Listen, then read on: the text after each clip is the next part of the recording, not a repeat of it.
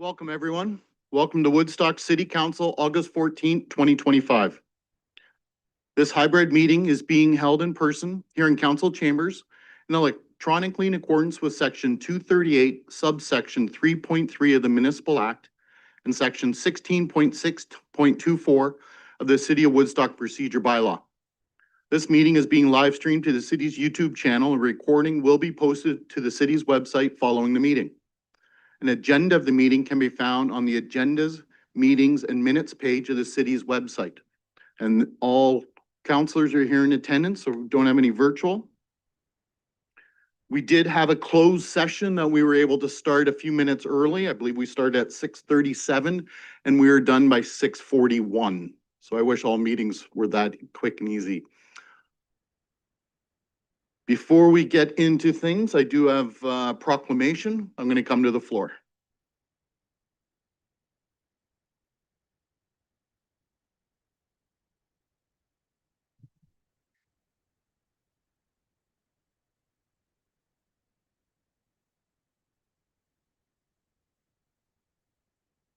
Whereas, during the original Marathon of Hope in 1980, Terry Fox's grit, determination, and selflessness captured the hearts of Canadians across the country. And whereas a Terry Fox run has been held every September with runs in about 1,600 communities and 9,000 schools in Canada, as well as over 30 countries worldwide. And whereas Terry's efforts have brought into being the Terry Fox Foundation, the Terry Fox Run Institute, and the Marathon of Hope Cancer Center Network, all of which are dedicated to cancer research. And whereas the almost $1 billion raised in Terry Fox's name has resulted in more focused diagnosis and treatments for cancer patients, bringing relief and hope for many. And whereas Terry Fox is a beloved Canadian icon who has inspired generations to keep his dream of defeating cancer through cancer research. Therefore, I, Jerry Accioni, Mayor of the City of Woodstock, proclaim September 2025 as Terry Fox Month. I would welcome John Versale from the Woodstock Lions Club to come forward. You have been committed to this run for so long, and I personally want to thank you. This takes a lot of effort and a lot of volunteers, and I just want to say thank you, John. Thank you. Photo. Okay. Oh, you want one for the city too? Yeah. Perfect. Super. Thanks, John. Thanks, buddy.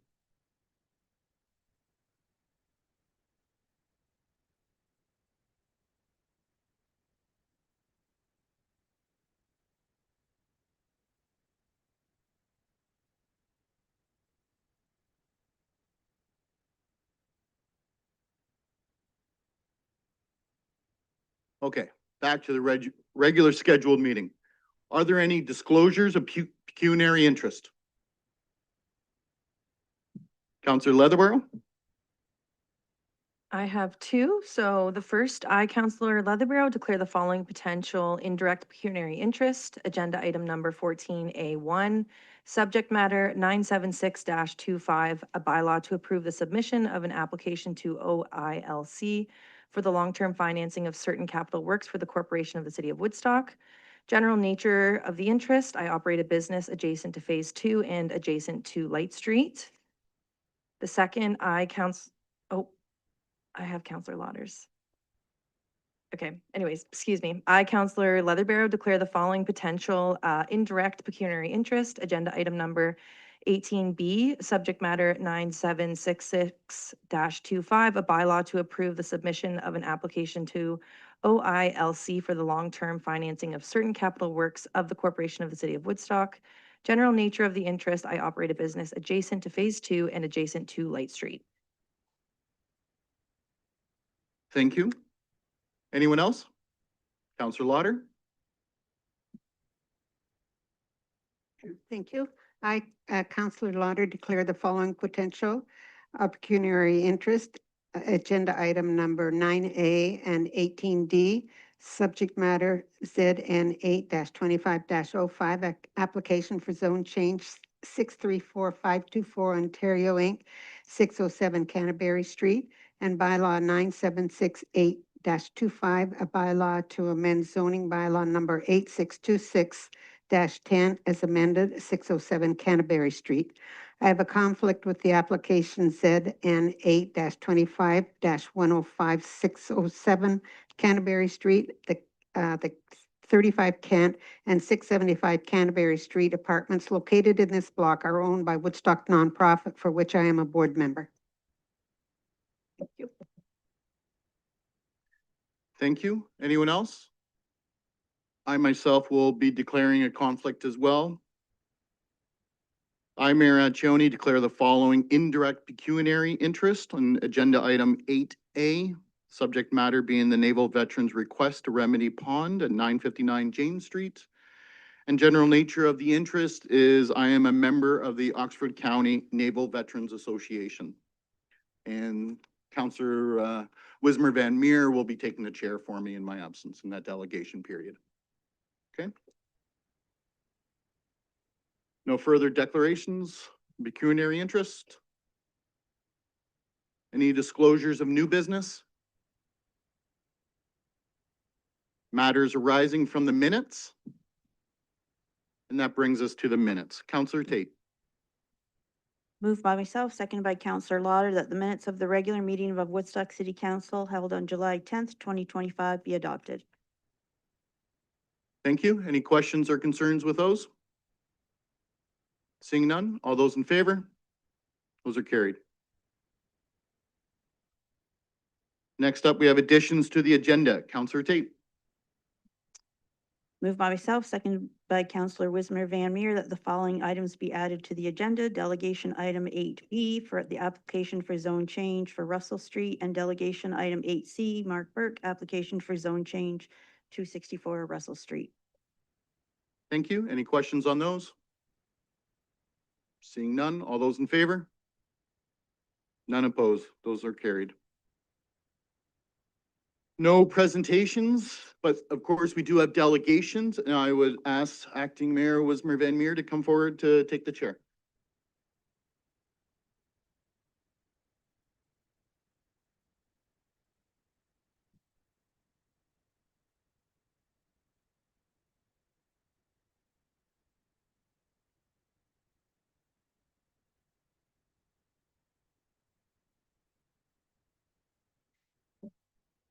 Right, for agenda delegations, I would welcome Karen Sutherland, Oxford County Naval Veterans Association's request to remedy the pond at 959 James Street. Welcome, Karen. Thank you. Do I still say your worship since you left? Thank you, Council, for having the Navy Club represented as a delegation for the meeting this evening. The purpose of the meeting is to ask for the city to basically do the right thing and provide the funds to remedy the issue that we have with the pond. So I have prepared a presentation. I won't be reading everything on it. Do I click through on the keyboard? Okay. So the Oxford County Naval Veterans Association is commonly known as the Navy Club. Why we are here. In November of 2024, the City of Woodstock started a construction project at 944 James Street for an addition to their engineering building.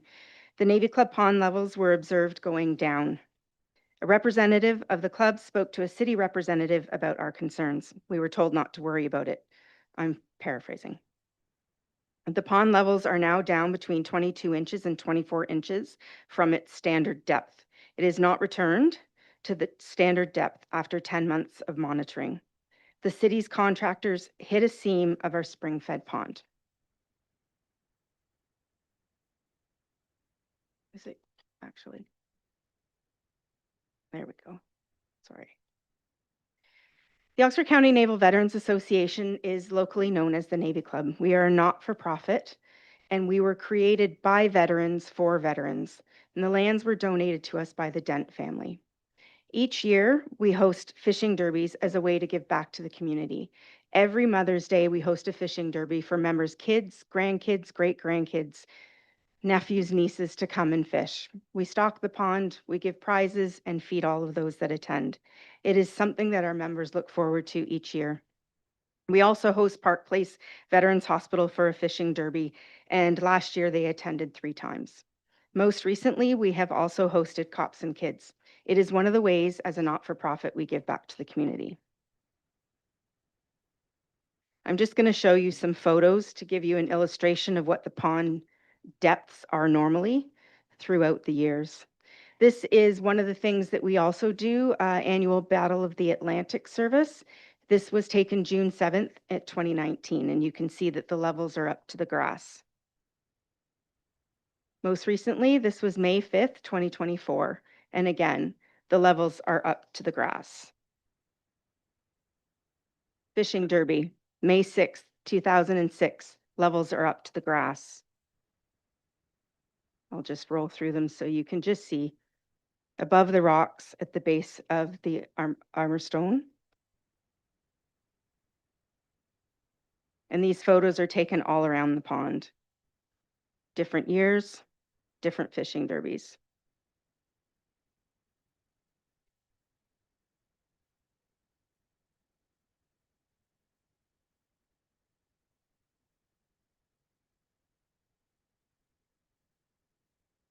So the photo on the left was taken January 15th, 2025. As you can see, the depths have gone down beyond the armor stone. And to the right is a photo that was taken May 5th, and the water is up to the armor stone.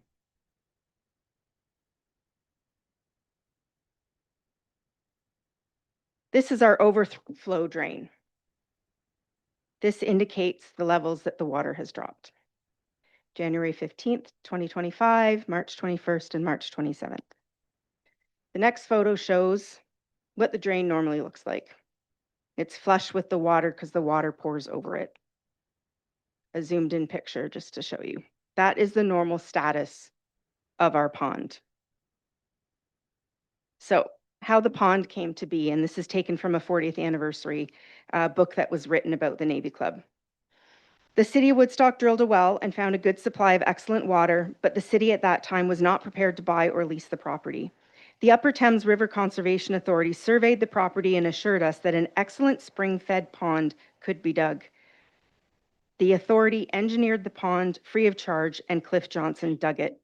Water filled the pond in a very short time with a depth of 15 feet at the center. The Normandale Fish Hatchery stocked the pond for us with fingerling trout. These fish did well and reproduced enough to keep the pond stocked for several years. Sorry.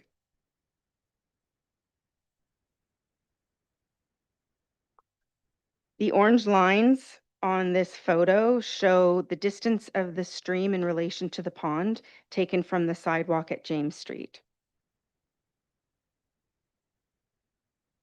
It's about 16 feet wide, approximately. And we believe that this is the seam stream that the city hit. So what happened? We had a meeting with the city and we asked them why they didn't stop construction when they knew they had hit the water stream or seam. There was no explanation as to why they didn't stop. The city advised it wouldn't have made a difference because there wasn't really anything that could have been done at that time to rectify the issue. Basically, once the water stream had been hit, the damage was done because water goes the path of least resistance. The city also believed that the backfill that they used would have acted as a stopper for the water stream, and the dirt and silt would settle back in place, effectively stopping the hole, but this did not work. We asked the city why they didn't notify the Navy Club once they realized there was a problem. They were also pumping water consistently for up to 2 weeks. We assume, based on that, that it was over 50,000 liters per day, as is over the mandate by the Ministry of the Environment and outlined in the actual geotechnical report from EXP, which was the contractor that quoted and did this job in section 4.23. There was no reason provided as to why the Navy Club was not notified. The city stated they didn't know how many liters they were pumping per day, and we thought there was one pump. We were advised that there were actually two. We asked why they did not take our concerns seriously. There was no reason provided again. They had hoped the issue would resolve itself once everything was backfilled. So what is the resolution, we asked? There was no immediate resolution. The city advised they had already been in contact with EXP to see if EXP could provide a solution. Of note, that solution has never been provided to the Navy Club. We are in a wait and see pattern. We agreed to wait till the spring to see if the levels came up. They did not. There has been no substantial change to the level based on the city's reporting. And as a result, we had to cancel all of the fishing derbies this year. We also had to turn down a grant. The Ontario Federation of Anglers and Hunters, OFA, awarded the Navy Club a $7,500 grant that would be provided over a 3-year period to stock our pond. But because of the status of our pond, the grant was turned down, which didn't only affect us this year, but the following 2 as well. Not to mention the time and effort that it goes into applying for grants. We were advised that if the water levels of the pond did not start to show an increase, the city agreed that they would conduct an experimental fix of blocking the overflow drain, pumping the water directly into the storm sewer at 944 James Street. They would decrease the flow of the water by 50% to see if the pressure might assist in the backfill settling in as a stopper, and or if it would cause the water to flow back into the pond. This would be done by summer 2025 at the latest. This has not been done. In a second meeting with the city, their stance was basically that the genie's out of the bottle and it's not in their control to fix it. We feel like we are being stonewalled. The Navy Club does not have any formal documentation stating what the standard depth of the pond is. Therefore, technically, nothing needs to be done to remedy it. There is what is mandated to be done, and then there is doing the right thing. There is damage to our property. We did not cause it. The negative impact is to our members and the community. The city's engineering department has a new addition. I'd like to ask, what if a home builder did the same thing and it was Southside Park that was impacted? The resolution. The Navy Club would like the city to take our concerns seriously and actively work towards a solution. We have members that are very knowledgeable about our pond, and if their knowledge was consulted in the beginning about this, we could work together with the city to come up with a solution. The Navy Club is asking the city to do the right thing and work to remedy the issue now. We were told that we might be able to get the funding in 2026 to do a study, and we feel that we have been incredibly patient in trying to allow a fix, and we would like to ask for those funds to be allocated now and a resolution to be prepared. And we would like to offer the services of our very knowledgeable members to be part of that, because we think that we could do it for probably less money. So thank you. Thank you, Ms. Sutherland. Is there any questions of council for the delegation? Thank you. Do you want me to close this? Do I have a motion? Councillor Tate? I would like to move a motion that the city engineer bring back a report to council at the earliest available time on I think a detailed for council, and a possible remedy if it's possible by the first meeting in September, and if not, at the very latest, the last meeting in September. If I can get a seconder, if I can get the city engineer to comment on that. Councillor Lauder?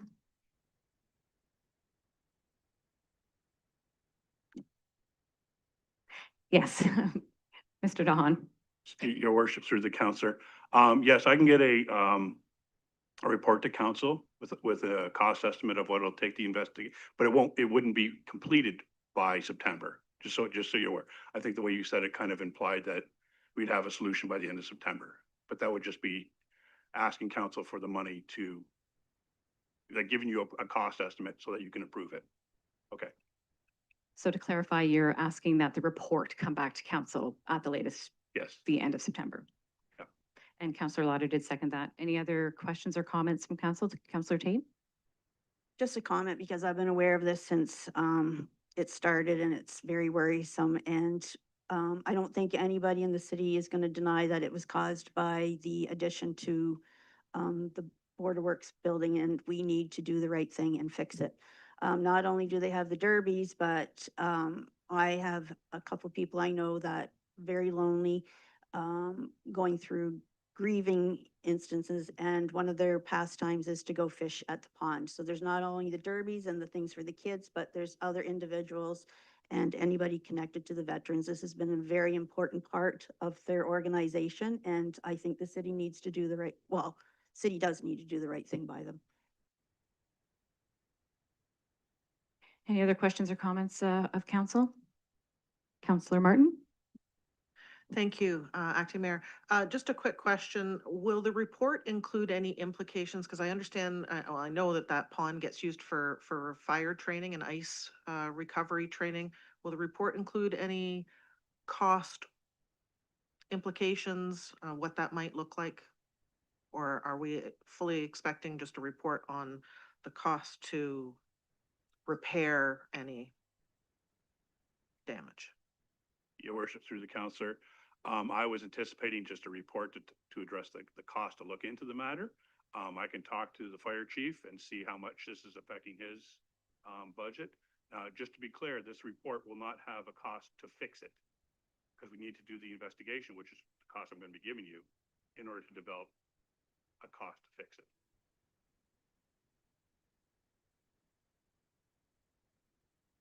Any other questions or comments from council? All right, we will move along to the motion. All those in favor? None opposed? That carries. And I will now turn the chair back over to Mayor Accioni.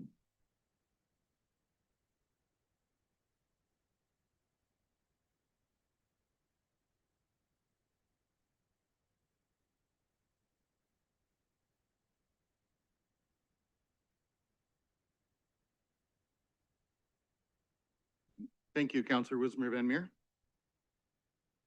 Next up for under delegations, we have 8B, Tracy Geelan for ZN 8-25-07 for 264 Russell Street.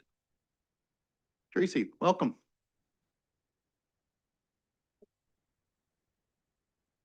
Good evening, Mayor and council members. Thank you for giving me the opportunity to speak tonight. My name is Tracy Galen, and I live directly beside 264 Russell Street.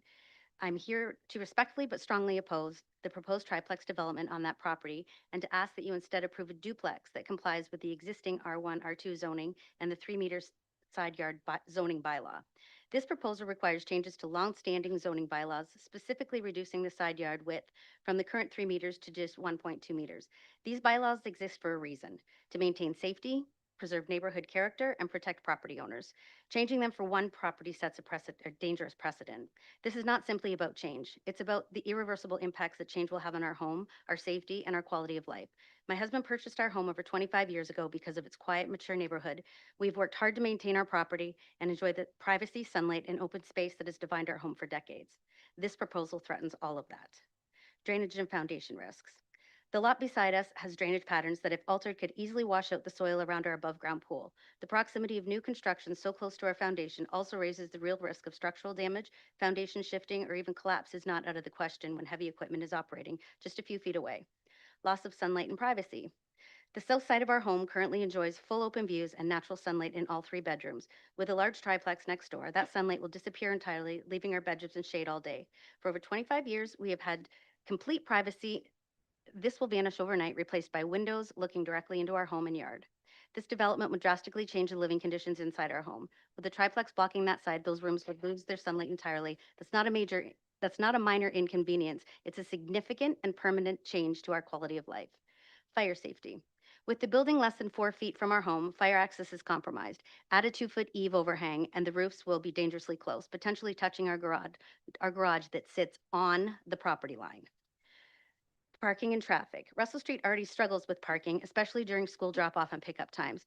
Adding a triplex 3 times the number of vehicles will worsen congestion and create unsafe conditions for our children and residents. Neighborhood character and property values.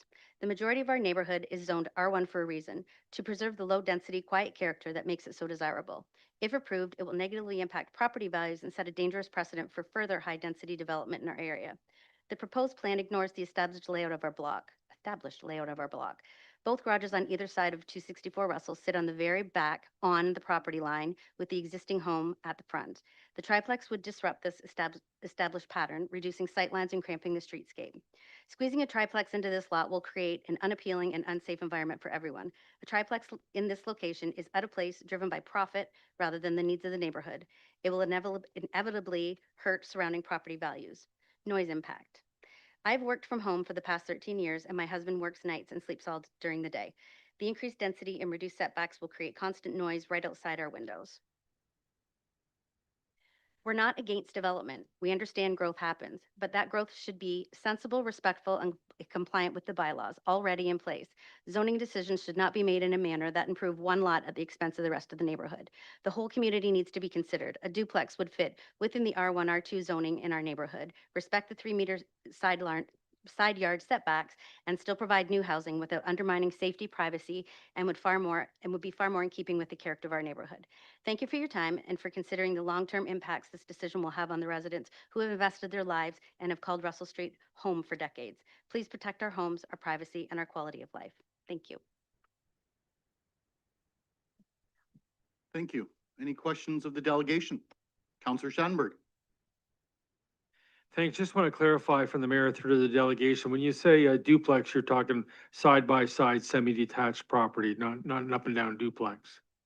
Yeah, side by side, sorry. Okay. Councillor Martin. Thank you. Just to follow up on that then, if a duplex were to be the path of choice, an ARU would be permitted in both of those units, making 4 units.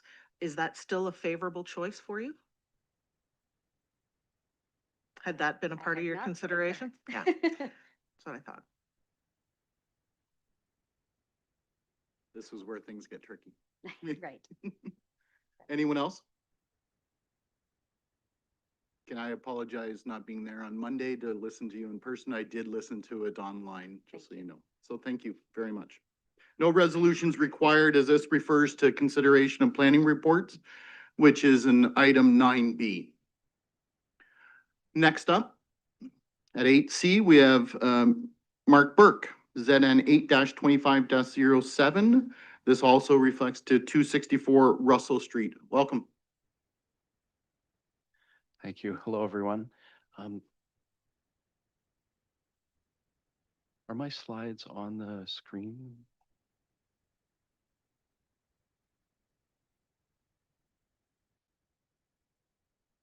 I don't have my glasses on. Can't see. Clerk says she didn't receive any slides Oh, from you. okay. Did you send? Okay. That's okay. We can proceed. Just the ones on the agenda. Okay.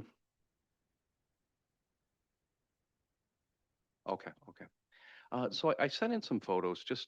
There were some unsettling comments about Truebill Construction the other night, and I just really felt that it would be good for us to honor. Woodstock's blessed with we have several good local builders, and I think we should, honor and respect the work that they do. And I think if we understood builders as well, I think that would help. I've worked with several builders for many years, and they like to build things. They want to build homes for people. This is what they do. It's not an easy job. It is a hard task. They take a lot of risk. They have a lot of capital in the marketplace. In down markets, they lose money. It's not a tough job. So I just thought it'd be really important just to, I had the photos of some of the homes and the projects that we've built we've built rentals that are, very appropriate for seniors and for single people, single family homes, some custom homes. We built a whole bunch of different homes, and that's something that is part of the provincial plan, is that we need to build all different types of housing. I think that's something that's maybe a little bit misunderstood, is that when we add a home that may not be an entry-level home, when we add to the supply, we also, that in essence, opens up a home for somebody at the bottom level. So if you build a mid-level home, then somebody's going to sell their entry-level home to buy that, and that opens that up for somebody that's a tenant at the moment. So adding to the supply, the province had this right in 2018 when they did their first revision of that plan and wanted to increase housing supply. Increasing all types of housing supply is good for the community. And that's kind of where we're at today. And I think that maybe, to acknowledge the concerns of neighbors, that's valid. And we have this, let's say, we're not against each other, but we have objectives that are not necessarily all completely aligned. So we need to conserve farmland. We need to, defray the costs of capital projects within the city in an efficient way by adding to the density. There's all kinds of good reasons in that policy statement that they are real, and they really do have an impact on every citizen. So we have this real balancing act where we have the rights of an individual and the rights of the community at large, or all the citizens. And so that is definitely something that, that we see here. And then maybe a little bit of the process that it feels maybe for some of the neighbors and residents that it's coming to them at the end of the process. But what they don't necessarily see is that the planning department's already done a ton of work to weed out applications that are not appropriate. The provincial planning statement has already done, and even if you think about the ARU discussion that we had maybe 18 months ago, there's been a lot of deliberation about the balancing act of growth versus maintaining what we already have. So I think it's good for us to reflect and understand that, we have good builders trying to build homes. We have new people moving to Woodstock. We have people who are long-term residents of Woodstock trying to find homes that are suitable for their families. Just because there are houses for sale today doesn't mean that we don't have to plan and work towards building new homes. We have 500,000 new people coming in 2025. We need to continue to plan for growth. I want to go back for a sec with Truebuilt and also the Gillette family. So Stephen and Deborah Gillette, this is their home. It was Stephen's family home for a long time as well. And when we talked about it early on, if it would be something that they would be open to, the answer was, well, I need to retire to take care of my wife. She has some profound health issues, and the proceeds of selling it as land was going to be more than what it was worth as a house in its current condition. So everybody's operating in good faith. I think that's maybe something that the neighbors need to understand as well, is everybody's operating in good faith. We just don't have objectives that are all lined up perfectly. And that goes for the city, that goes for us, Truebuilt, and for the Gillette family as well. So this is a good application. It's going to deliver 3 really good homes for young families, close to 2 really good schools. When it's all done, it'll be a really nice project. And one of the photos was a version of that we built in Mitchell as well. So I'm just here to kind of support or represent the other parties that here, the Gillettes, the Truebuilt Construction. And there are other people that are affected by this as well. And I mentioned the other night, my son that moved out of province because he couldn't afford his home here. Like those are people that aren't here to present to say, but I'm sure you hear from it in the community that rents are too high and that houses are unaffordable. So it's something that does affect other people that are not present to speak for themselves. So thank you, and I'm here to answer any questions. IT just pulled up. Oh, some perfect. photos, Thank you. so have them there. Any questions of council? Councillor Leatherborough? Through you, Mr. Mayor, to Mr. Burke. I suppose I feel obligated to ask on behalf of the residents that if this application was to be deferred, would your clients have any interest in going from 3 units to 2? So in the process of doing the development plan, we ran the numbers, and 2 is just not financially viable. I know that I hear the scoffs behind me, but the construction costs and inflation was real. Construction costs go up. builders can't build and lose money on projects. So to answer the question, it wouldn't be financially viable at this point in time. Thank you. Counselor Martin. Mayor Anthony, just to follow up on that then, my earlier question was if it were a side-by-side semi-detached, ARUs would be permitted in each one. I'm not saying that that's great or bad, Yeah. but that would then create 4 units. That still isn't financially viable, or how does that work? Yeah, Because it's kind of it's a great question because we've talked about this a little bit at council on a few other things. And the biggest issue that we have with ARUs right now is that it's a great concept. The banks don't recognize it. So we struggle that we can't monetize them. In other words, uh, buyers, even if they were willing to, and they're really not, which is interesting, they don't sell well per se. People move to Woodstock because they want to have their own home, their own space. So that's kind of the nature of where we're at right now. But the secondary issue to that is even if you could cover the additional costs, the bank will not finance it beyond finished space. So the added cost of doing kitchens and bathrooms and extra stairways and construction does not, you can't make it up because the bank won't fund it.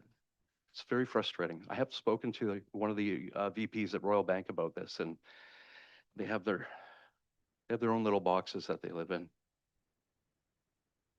Yes, it's certainly something we've come up to before. Counselor Schadenberg. I'm not sure if IT has control of the picture that's there, but that's obviously plate number 1, so to speak. That's actually 8 units, 2 fourplexes. But if you can go to 581, 583, 585 Adelaide, my question for the delegation would be, maybe it's the next one. No, I think he's already passed it. 581, 583, 585 Adelaide, if that's similar to what this project might look like. 3 units, all attached. And of course, that's completed construction now in the city of Woodstock and Adelaide, sort of behind where the police station is, all with single car garages. And of course, the point being a brick facade around the garage and around the door, not all siding exterior, which is not attractive. They're attractive homes. And I say homes because triplex, we're just from a process perspective, we're asking for the zoning change first, and then we'll come back and do the severance later. These will all be owner occupied homes. Again, back to the financials, they don't work as rental properties, just the cost relative to the rents. So these will all be, when construction's done or when we get into the foundations, we'll come back, get the survey done and sever them, and they'll all be sold as individual freehold homes.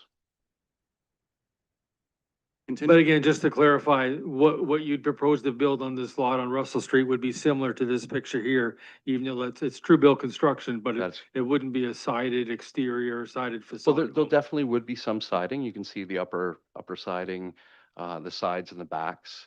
But the front is kind of a stone around the garage. They're attractive homes, and if you go through those slides, we've built them as semis, as single family homes. You did see the sixplexes that we built. Those are rentals. That's a different story. They're attractive homes. Thank you. Anyone else? Seeing none, thank you very much for coming. Thank you, everyone.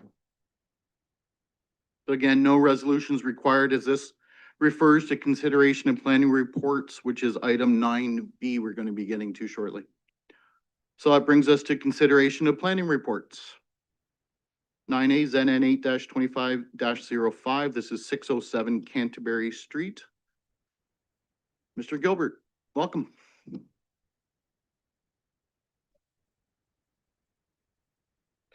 Thank you. This application is for zone change to rezone the property from R2 to R3 special to allow for the development of a 3-unit townhouse. The application, or this proposal has gone through consent approval. Its consent approval was provisionally given at the August Land Division Committee meeting to create these 3 lots. A condition of that approval was for this zone change to be enacted. The relief that's being sought would permit a reduced lot frontage of 7.8 meters for the end units and a minimum side yard width of 1.5 meters for the western unit, which includes access easement to access the rear yard of the interior unit. With the 1.5 meter or 1.2 meter side yard for the easterly unit. The property is designated medium density residential in the official plan and is zoned R2, which reflected the former use of the property for a single detached dwelling. Overall, staff are supportive of the proposal as it does comply with the provincial planning statement policies respecting a mix of housing types to accommodate current and future residents. It also maintains the official plan criteria for development within the medium density designation as townhouses and cluster development is permitted in this area. The density of the 3 units is within the medium density designation as well. It's 33.9 units per hectare when the permitted density range is 30 to 70 units per hectare.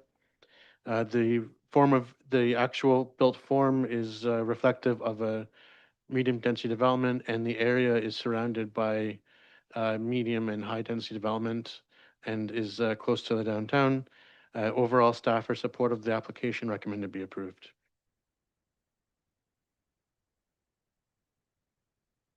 Thank you. Any questions of the planner? Counselor Schadenberg? I guess not really a question, just really a statement that kind of put it as a geography placement for this, for people that might be watching this at home and going, where exactly is 607 Canterbury Street? This literally is across the street from the parking lot of the Beale Street Beer Store. So the house that was there has been removed, as was stated at the Monday planning meeting as well, just to give people sort of a locational. It's not across the street from other houses or an apartment building. Thank you. Anyone else? Seeing none? Thank you. Looking for a motion on the floor. Counselor Wismer Van Meer. Poke myself in the eye first. Moved by myself that Woodstock City Council approved the application for lands described as Lot 4 and Part Lot 5, Block M, Plan 255 in the city of Woodstock to rezone the subject property from residential zone 2 R2 to special residential zone 3 R3-66 to facilitate the construction of a 3-unit townhouse development, and further that any comments received from the public were reviewed and considered before the decision was made in relation to this planning matter. Thank you. Do I have a seconder? Counselor Schadenberg. Discussion or questions? Seeing none, I'll call a vote. All those in favor? That is carried. Next up, 9B, ZN 8-25-07, which is for 264 Russell Street. Mr. Gilbert. Thank you. This is a zone change application seeking to rezone the property from R1 to an R3 special, again, to facilitate a 3-unit townhouse development. The lands are known as 264 Russell Street, and there's a mix of dwelling types to the south and the southwest. To the north and the east is predominantly single detached dwellings. The proposed R3 special zone would allow for a reduced minimum lot frontage of 6.8 meters for the northern unit and a minimum lot frontage of 7.7 meters from the southern unit where 8 meters is required. The applicant's also requesting a minimum side yard width of 1.2 meters for the northern unit and a side yard width of 2.2 meters for the southern unit. Again, similar to last application, the southern lot line or the southern side yard is larger to accommodate an access easement to access the rear yard of the interior unit. If the lands are severed into separate units, an easement will be required to be granted by Land Division Committee to allow for that access. Other than this relief, the proposal does appear to satisfy the R3 provisions with respect to minimum lot area, lot frontage for the middle unit, which is required to be 5 meters. Maximum height, lot coverage, and landscape open space. As well, the proposal does satisfy the parking requirements. Overall, staff are supportive of the application. It's consistent with the provincial planning statement direction to accommodate a mix of housing types and forms for current and future residents throughout the city and broader region. As well, the project is an infilling project that represents efficient use of lands and infrastructure within a service settlement area. Staff are satisfied that the application is also maintains the intent and purpose of the official plan. This is designated low-density residential. The proposal is at the max density of that designation.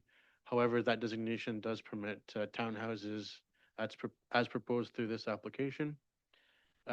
Overall, there's a mix of dwelling types within the two-block area, particularly to the south. Some of those lots, which include either semis or duplexes, are more narrow, which would be similar to what's being proposed through this application. And there's also a cluster townhouse development to the southwest that's designated medium density residential.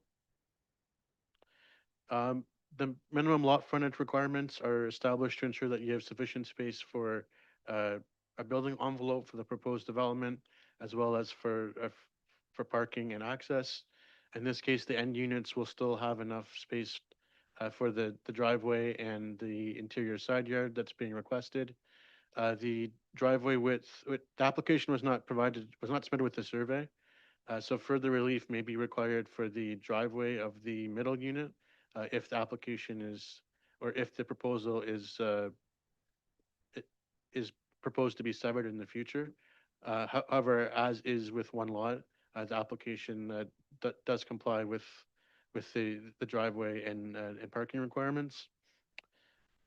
With respect to the side yard, staff are satisfied that the proposed reduced side yards are still appropriate for townhouses. Similar setbacks for townhouses throughout the city have been implemented without negative impacts. The southerly one is large enough to accommodate the required access easement, and the northerly minimum side yard width of 1.2 meters is the same setback that'd be required for a single attached dwelling if you have an attached garage, which these units do have. With respect to concerns about proximity to other buildings for fire purposes, the building permit will be reviewed for spatial separation requirements. So if there are spatial separation concerns, the proposal will need to be constructed to take those into account or modified to satisfy those building code provisions. No relief is sought of the building height. As noted, the R3 zone maximum height is the same as the R1 zone at 11 meters. So today, someone could build a single attached dwelling at a 1.2 meter setback from the road as proposed.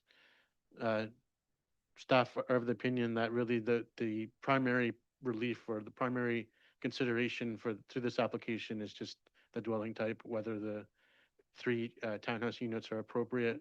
Staff believe that they are, as the proposal does meet the minimum lot area for townhouses in the R3 zone.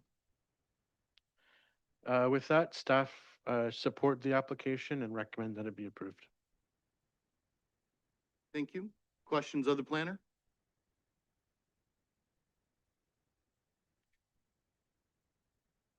I do, and I apologize again. I had a funeral Monday evening. That's the reason I wasn't here. And you've covered it. I just want to clarify and make sure I understand it correctly. If a single family home was built on the same property, a very similar footprint could be built as what's being described here. It could actually be closer to the southerly property line. So it could potentially be larger and closer to the properties. It could be within 1.2 meters of each interior lot line. Okay, and then let's go with Ms. Gielen's example of a duplex then. If a duplex was built, same idea? If the duplex had an attached garage on both sides, it could go to the 1.2 meters as well. Which again, could then therefore qualify for 2 ARUs. So in essence, get 4 families there instead of the 3 being proposed. Is that correct? Correct. In this case, I'm not sure the ARUs would be able to be accommodated in the townhouse, just given the narrowness of the interior unit. In this scenario? In this scenario, Yeah, so I see that. I don't think that it's possible in this proposal, Yes, I agree, under the triplex scenario. under the three townhouses. Three yeah. townhouses, I'm sorry. Yes, that's what I meant. Yep, okay. Thank you very much for clarifying that and making clear. Anyone else? Seeing none, I'm looking for a motion on the floor. Counselor Tate, I'll move that Woodstock City Council not approve the application for lands described part lot 40, Plan 77 in the city of Woodstock to rezone the subject property from residential zone R1 to special residential zone 3 to facilitate the construction of a 3-unit townhouse development. It is not keeping with the neighborhood. And further, that any comments received from the public were reviewed and considered before the decision was made in relation to this planning matter.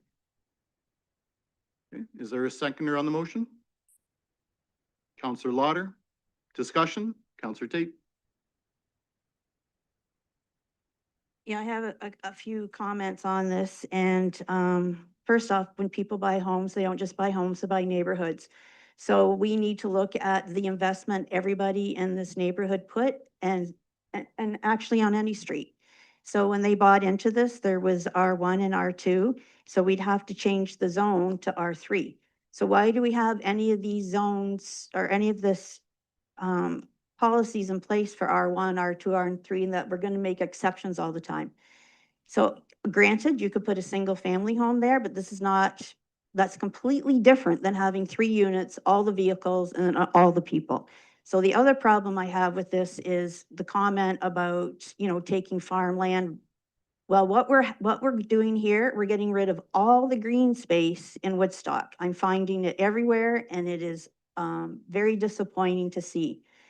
We don't have a shortage, and I don't think it's necessary, and I find it a huge burden on the existing homeowners and taxpayers that have put all this money into their existing homes and where they live, and now we're changing it.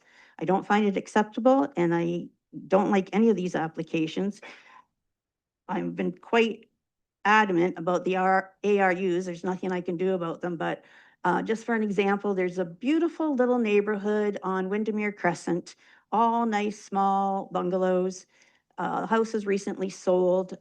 The trees were chopped down in the front yard, and the entire front yard was paved because we've changed the amount of green space that's available, and now there are 2 apartments. So I do not want to see this in neighborhoods. I don't think anybody wants to see it in neighborhoods, and I don't think it's fair to the existing homeowners. Thank you. Counselor Lauder, Thank you. I have an issue with this application, an R1 to an R3. I could see an R2 zone, in which I understand would comply. And it was stated at the meeting on Monday night that it would be, and it's as stated again here, not feasible, monetary feasible to build 2 units. It requires 3 units to be feasible. Why are we as council having to be concerned that it would not be feasible for the applicant to build 2 units, which the applicant knew or could have found out prior to the property being purchased? We do require affordable housing. Will this be something that would fall into the affordable housing regulations? As was also said, any other neighbor who could go ahead and do the same thing. And as Councillor Tate has been stating, this is changing the whole neighborhood. And that's why I will not be supporting this application. thank you. Counselor Schanberg. Yeah, I guess to the mayor, the comment I'd like to make is 607 Canterbury and this one on Russell Street are really, as much as they look like apples and apples, they really are apples and oranges. Because the one at 607 Canterbury Street has 635 Canterbury apartment building right next door with a parking garage. And then 675 Canterbury's multi-story building, and so is 685 Canterbury. And behind it is the Drew Low 110 Beale Street apartment building beside the curling club. And as I mentioned, 607 Canterbury also across the street from a commercial building, which behind that commercial building has 83 Kent Street, a multi-story apartment building. So I think that neighborhood is completely different than this neighborhood. So that's sort of why I'm going to be agreeing with Councilors Lauder and Tate on the Russell Street proposal. Thank you. Anyone else? Counselor Martin? Maybe. Thank you, Mayor Accioni. As I understand it, the planner is recommending to approve. This application checks off all the boxes. As I understand it, that means that if we do not approve this application, it allows the applicant to file an appeal. I just pulled up our revenue fund budget, and we budgeted $10,000 for appeals for this year. And I remember we had a lot of discussion around that. I believe this would, if this goes to appeal, would be our fourth appeal of this fiscal year. Mill, Delator, Fari, this would be four? Okay, but at a budget of $10,000, we know that appeals can cost, a single appeal can cost significantly more than that. We would be overspent on that budget line if we do not appeal, do not approve this application and the applicant chooses to appeal? Question mark? Your worship, through to Councillor Martin, I would suggest we are well overspent on that budget line currently with the two appeals that we have going. One just concluded with a decision rendered today. The other that is ongoing. We will be over that amount already. So this particular one, whether it would, if it did go to appeal, whether it occurred in this fiscal year or next, I think is a question.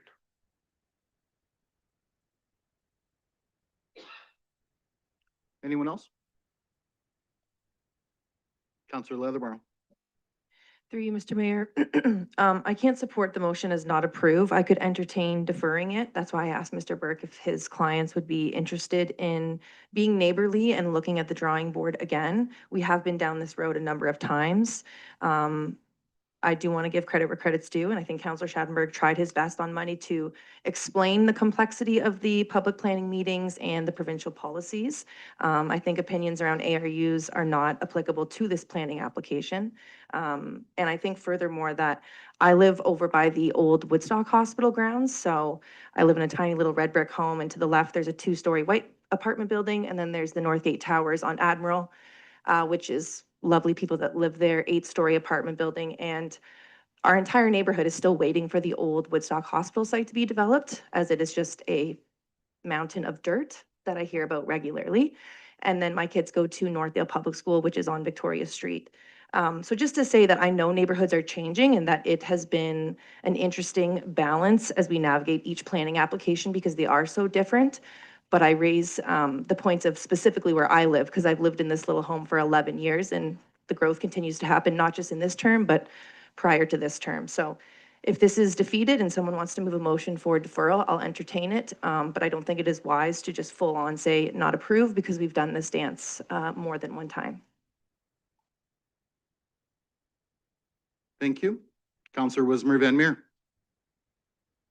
Through you, your worship, I have the exact same opinion of Councillor Leatherborough. It's really tough to just completely not approve this application, just knowing, as was just stated, that we have done this and we don't get anywhere with that. I would have preferred a deferral because I think some conversations can be happening. I understand that Mr. Burke has said that financially this isn't feasible for the developer to do anything less than this, but I would hope that there can still be room for some conversation if we could defer. I would support deferring it. I just can't support not approving, knowing that we've been down this road multiple times already this term. Counselor Tate? Just a final comment. I'm well aware that there's a cost associated to it, but I'm also well aware of the money that's been spent around this table on certain things. And to me, this would be money well spent. As a matter of fact, we have a motion on the agenda for a study for $25,000, which if we didn't spend that would be money well spent, I would think, on this. I've been doing this a long time and I keep saying the same thing. I would hope that once in a while, maybe the province is going to listen to us at these hearings. We can still keep saying yes to everything and then we're destroying our city. Sure, you have to have growth. We've had immense growth. We have had so much growth, it's not controlled growth. We see it on our streets, we see it in the schools, we see it everywhere. So I am going to be very strong on this, and I would like, once in a while, maybe the province is going to say, why do we keep getting this from this council? Because we don't agree with it, that's why, and they can stop putting their provincial policies on our cities, and then can stick them with Toronto. And I think have every right to comment on the ARs as they were brought up, the ARUs, and that's my prerogative as a counselor. Thank you. Thank you. Anyone else? Well, as usual, I'll add my 2 cents at the end. This was tough. I got to say, these are the tough decisions, and it looks like it's going to come down to a tie vote again, which means I'm going to have to make a big decision here. Now, being responsible, and I always thank neighborhoods for coming and saying their opinions and giving us their thoughts. Driving the neighborhoods, I actually forgot about Albert Street and all the units on Albert Street right around the corner, almost in the backyard of this. I'm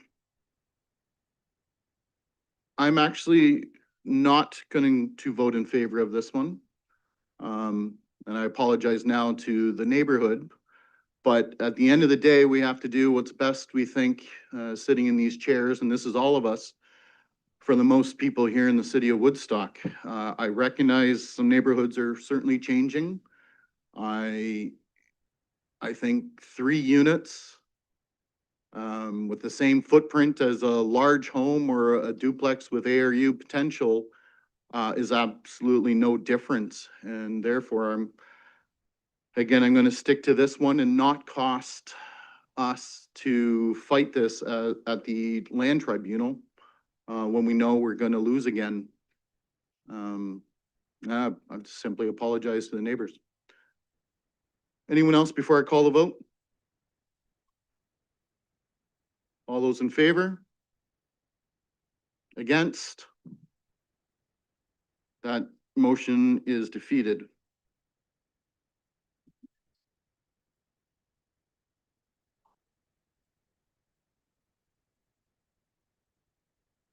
Yeah. Looking for a new motion on the floor? Councillor Leatherborough? Moved by myself that Woodstock City Council approve the application for lands described Part Lot 40, Plan 77 in the city of Woodstock to rezone the subject property from residential, excuse me, residential zone 1 R1 to special residential zone 3 R3-67 to facilitate the construction of a 3-unit townhouse development. And further, that any comments received from the public were reviewed and considered before the decision was made in relation to this planning matter. Thank you. Do I have a seconder on the motion? Councillor Martin? Discussion? Seeing none, we'll call the vote. All those in favor? Against? Motion carries 4-3. Next up, we have 9C, ZN 8-25-08 and B 25-34-8, which is 355 Heron Street. Mr. Gilbert. This is application for zone change as well as consent. The property is on the west side of Heron Street between Devonshire Avenue and Lancaster Street and is known as 355 Huron Street. The property is designated low-density residential and zoned R1. The zone change application proposes to rezone it to R2, and the consent proposes to split the lot to create 2 lots for single detached dwellings with ARUs. The proposed lot frontage for each lot would be 9.14 meters with an area of 415.3 square meters and a depth of 45.4 square meters. The proposed dwellings and lots would meet the provisions of the R2 zone. Overall, staff are satisfied that the proposal maintains the intent and purpose of the official plan, as this area is characterized by a variety of lot types, and the two lots for single detached dwellings will not be out of character with the surrounding areas and represents an efficient use of land within a service settlement area. Through the circulation, 7 noted conditions of consent were recommended by city and county staff. Planning staff support the applications subject to the noted conditions. Thank you. Thank you. Any questions of the planner? Seeing none? Thank you. Looking for a motion on the floor. Councillor Leatherborough. Moved by myself that Woodstock City Council approve the application for lands described as Part Lot 1C, Plan 216 in the city of Woodstock to rezone the subject property from Residential Zone 1, R1, to Residential Zone 2, R2, to facilitate the construction of 2 single detached dwellings, 1 on each proposed lot, and further that Woodstock City Council advise the Land Division Committee that the city supports applications B25-34-8 submitted by Ertaza Inyat, Namar Tariq, and Sahid Tariq for lands described as Part Lot 1C, Plan 216 in the city of Woodstock, to create 1 new residential infill lot subject to conditions 1 through 7 outlined in the report, and further that any comments received from the public were reviewed and considered before the decision was made in relation to this planning matter. Thank you. Do I have a seconder on the motion? Councillor Lauder? Discussion or questions?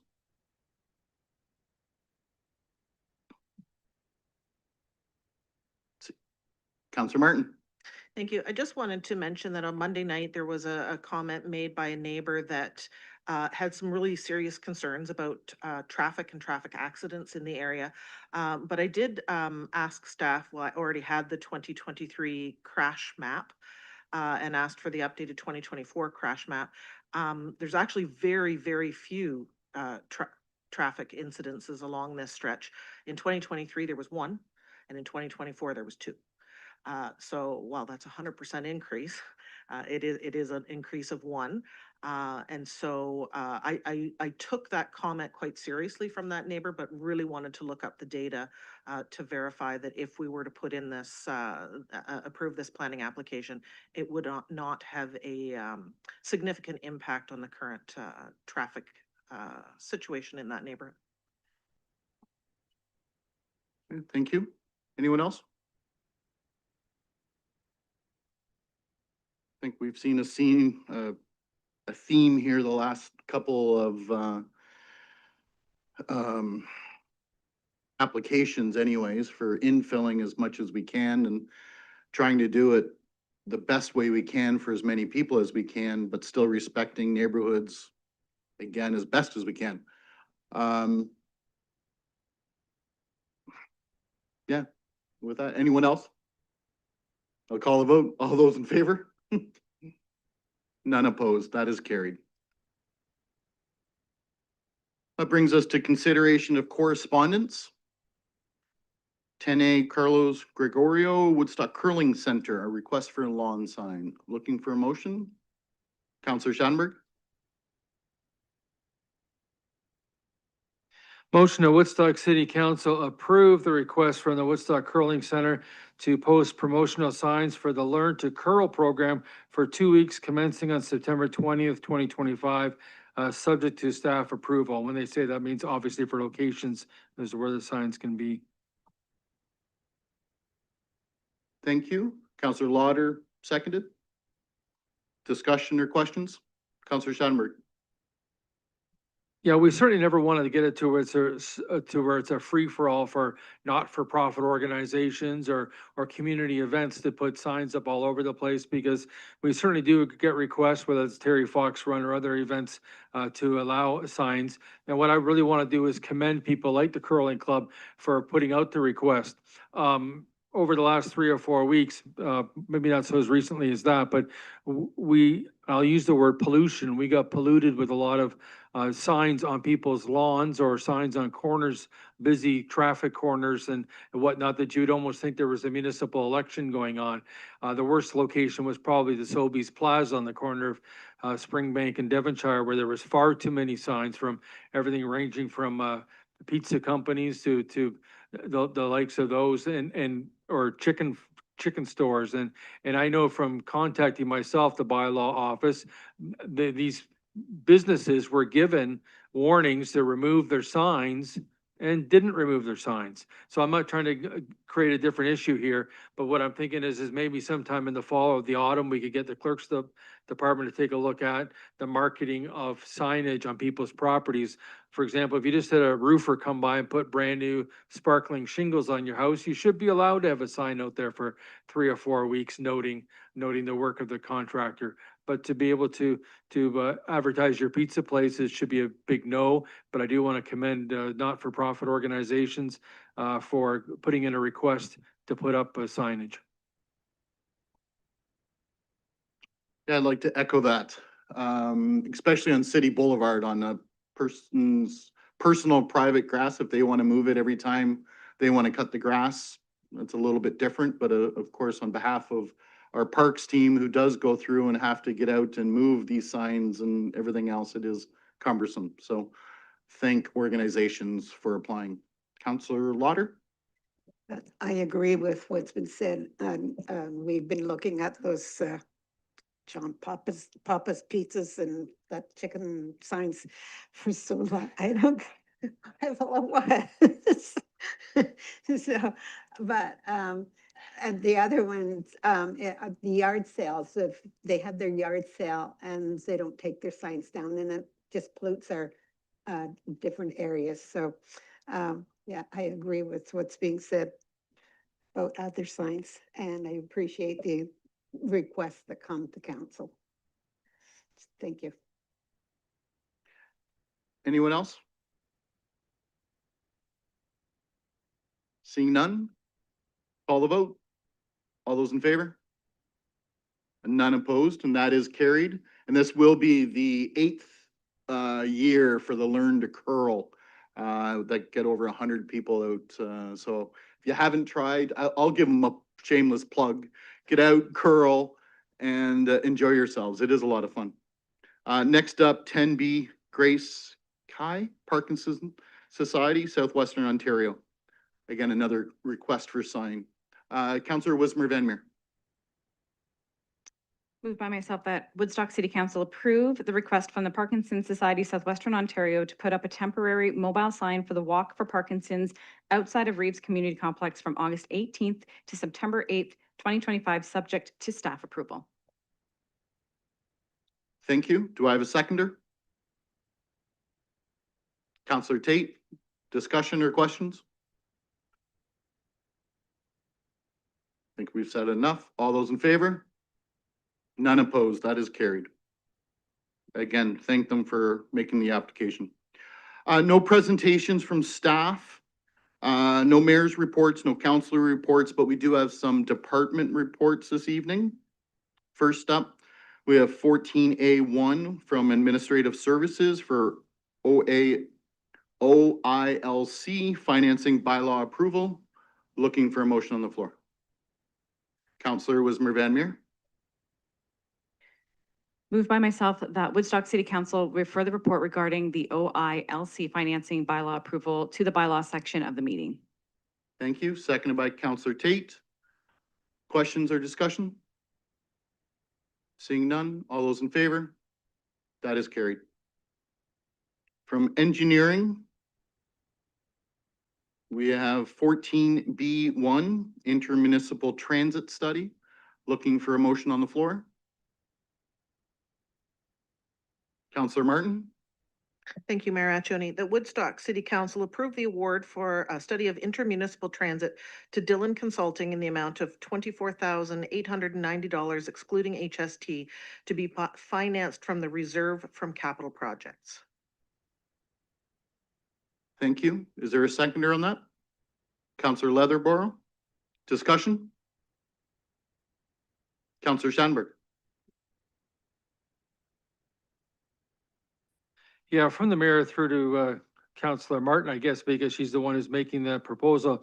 Specifically, when you're talking about an intermunicipal transit study, are you talking about connecting, say, major communities, Woodstock to Tillsonburg, Woodstock to Brantford? Or are you seemingly going through the idea of, and again, I know you want to do a study to see how any of these may or may not be feasible, but to go through the smaller communities like Norwich and Burgessville, et cetera?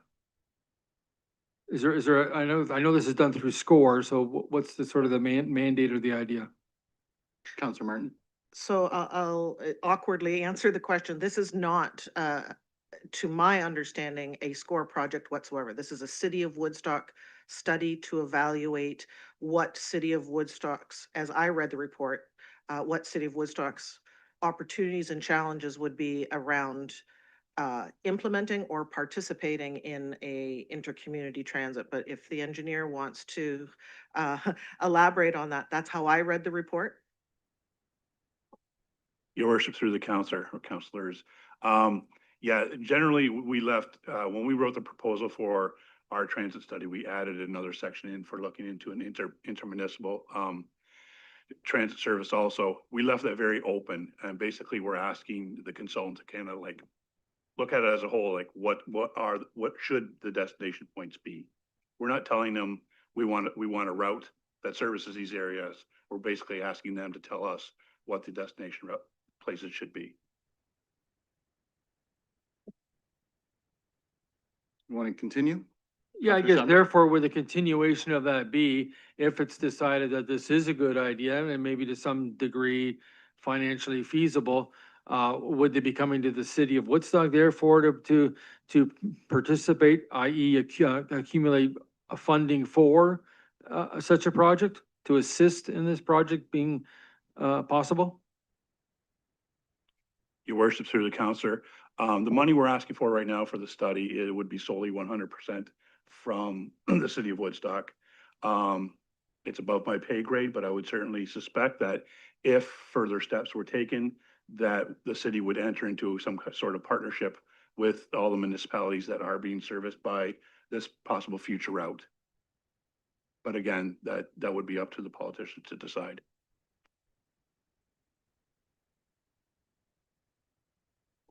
Thank you. Anyone else? Counselor Martin? Thank you, Mayor Accioni. I fully support the request from staff to conduct this study. I think that it's a great opportunity for us to determine, is there a need in this community for to participate in intercommunity transit?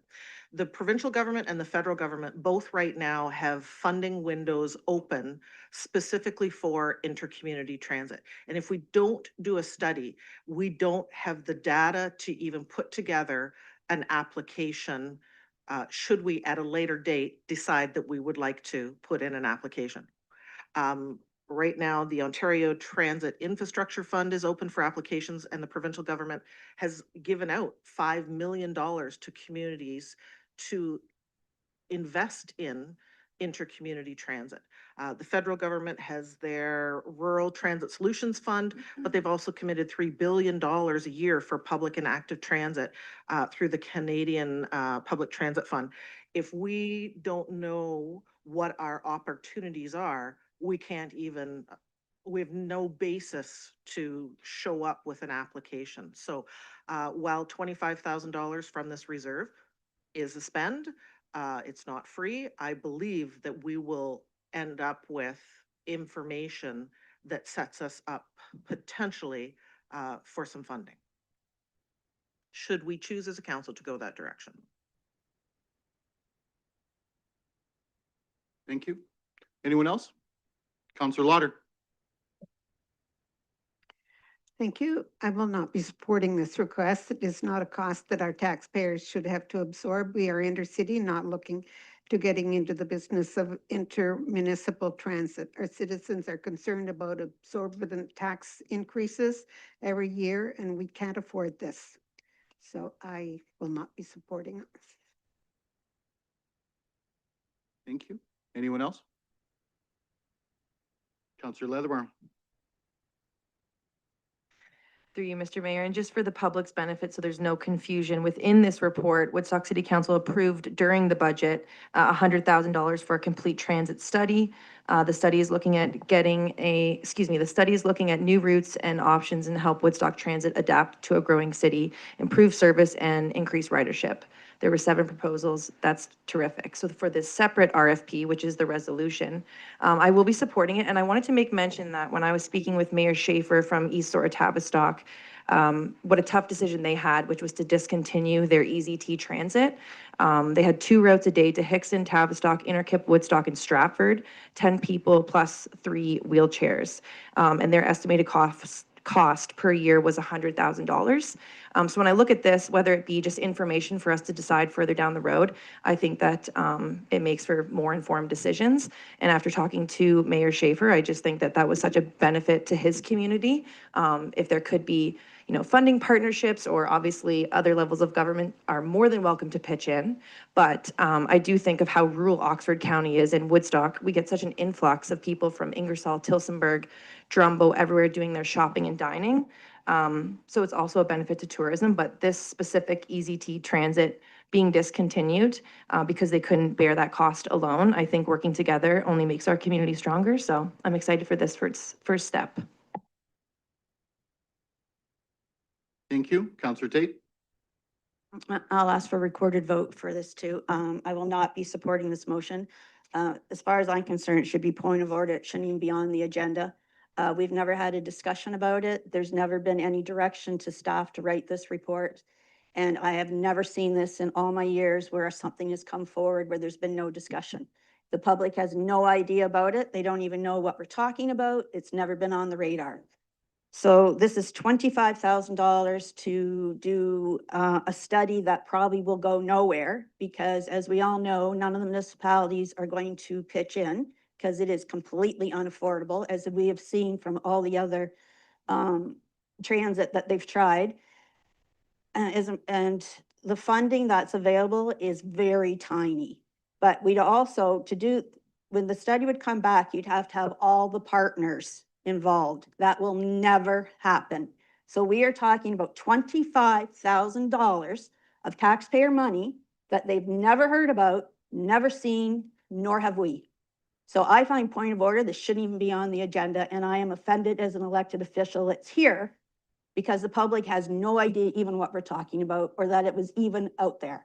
Because the final total, if it actually came back for us to vote on, would be a lot of money. So I will not support this. I don't think it should be here. $25,000 is a lot of money. And it could go somewhere else because I'm telling you, nothing is going to come of it because it's unaffordable. I'm going to back up to your point of order. I am going to overrule that because it should be here. This is what we're here for. We are the hub of Oxford County. And Order is, we have never discussed it and the counselor's never brought it forward.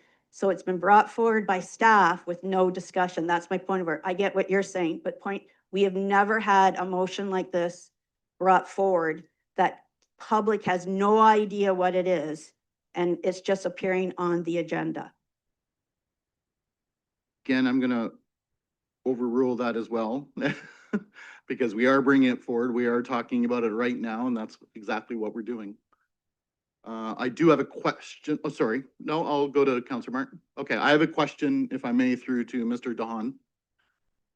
With the recent award to Dillon's, if the city were to look at this in the future, and I know you may not be able to answer this, I don't mean to put you on the spot, but with the price tag of approximately $25,000, as it was mentioned, would this price tag be a lot higher in the future if a future council decided to come back and ask for the same thing? I guess because they've just been awarded the bigger contract. I'm curious if this helps them or this just works together or not, in your opinion. Your worship, I think we probably got some cost savings doing both at the same time. The prices that we got for this work for all the other prices varied from about 18,000 to about 38,000, if I remember correctly. So there was a variance. And again, I'm sure all those consultants were assuming there'd be some kind of cost savings doing both work at the same time, but I can't tell you how much. And again, I do appreciate that. Don't mean to put you on the spot, but just thought of it as we were talking here. Anyone else? Sorry, Councillor Martin? Yeah, I think what I heard from Councillor Tate is that you're not feeling that this is good value for the money, that the $25,000 you don't feel is a responsible spend. But yesterday in County Council, unanimously, we supported a $75,000 spend for a study on road diet. And the city of Woodstock pays 40% of the county. And so that's a $30,000 eventual cost to the city of Woodstock residents. I'm curious, how is this different in terms of good value and the spend? $30,000 cost impact yesterday to the city of Woodstock residents, 25,000 today. How do you rationalize that for me? So Councillor Tate? through the chair, for the public's benefit, I asked for a study for Dundas because the county wants to put bike lanes and narrow it down. So we all know we've had a major issue with Huron, Wilson, Norwich. So I've asked for a study to relook at that. We need to have it fixed. So this is public safety for our residents of Woodstock. I don't believe it's going to be 75,000. When I initially looked at it, it's about 20,000. If the county wants to say it's 75, that's for the public safety of our residents. And we've had so many complaints about it. It's one of the #1 complaints. We have people stopping on railroad tracks. It's very important we get this right for the residents of Woodstock because it's causing a lot of traffic. One or the other is completely separate. This is to spend $25,000 to look at busing outside of the municipality. My role as a councillor is to look at the best value for the taxpayers that live in Woodstock. I know I talked to the CAO about this because I argued that this shouldn't be here. And the comment was, well, if we're going to look at it, this would be the best time. Well, I am never going to look at it because I have never had a taxpayer ask me to look at it. It is completely outside the realm. Our taxes are so high here. The last thing they're going to look at is busing outside of the municipality. We need to concentrate what's here, keep our taxes low, stop the spending, and bringing other services in.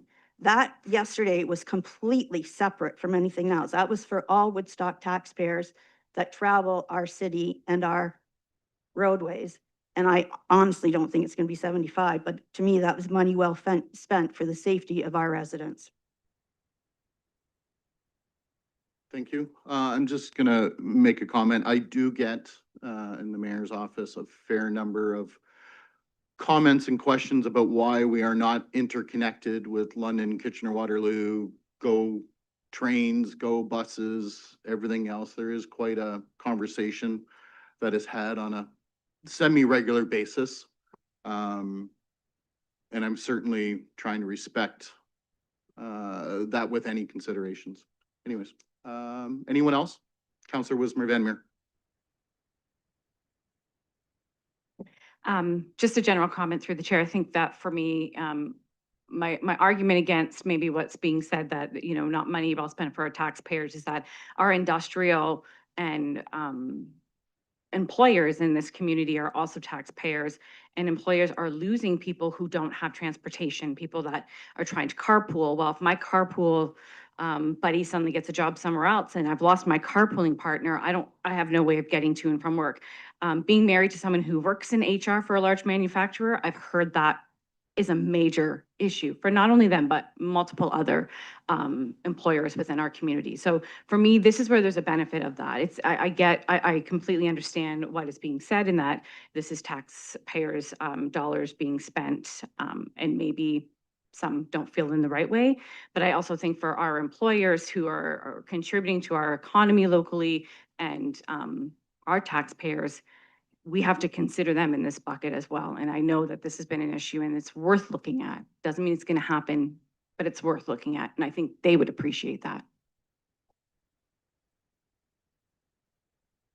Counselor Tate?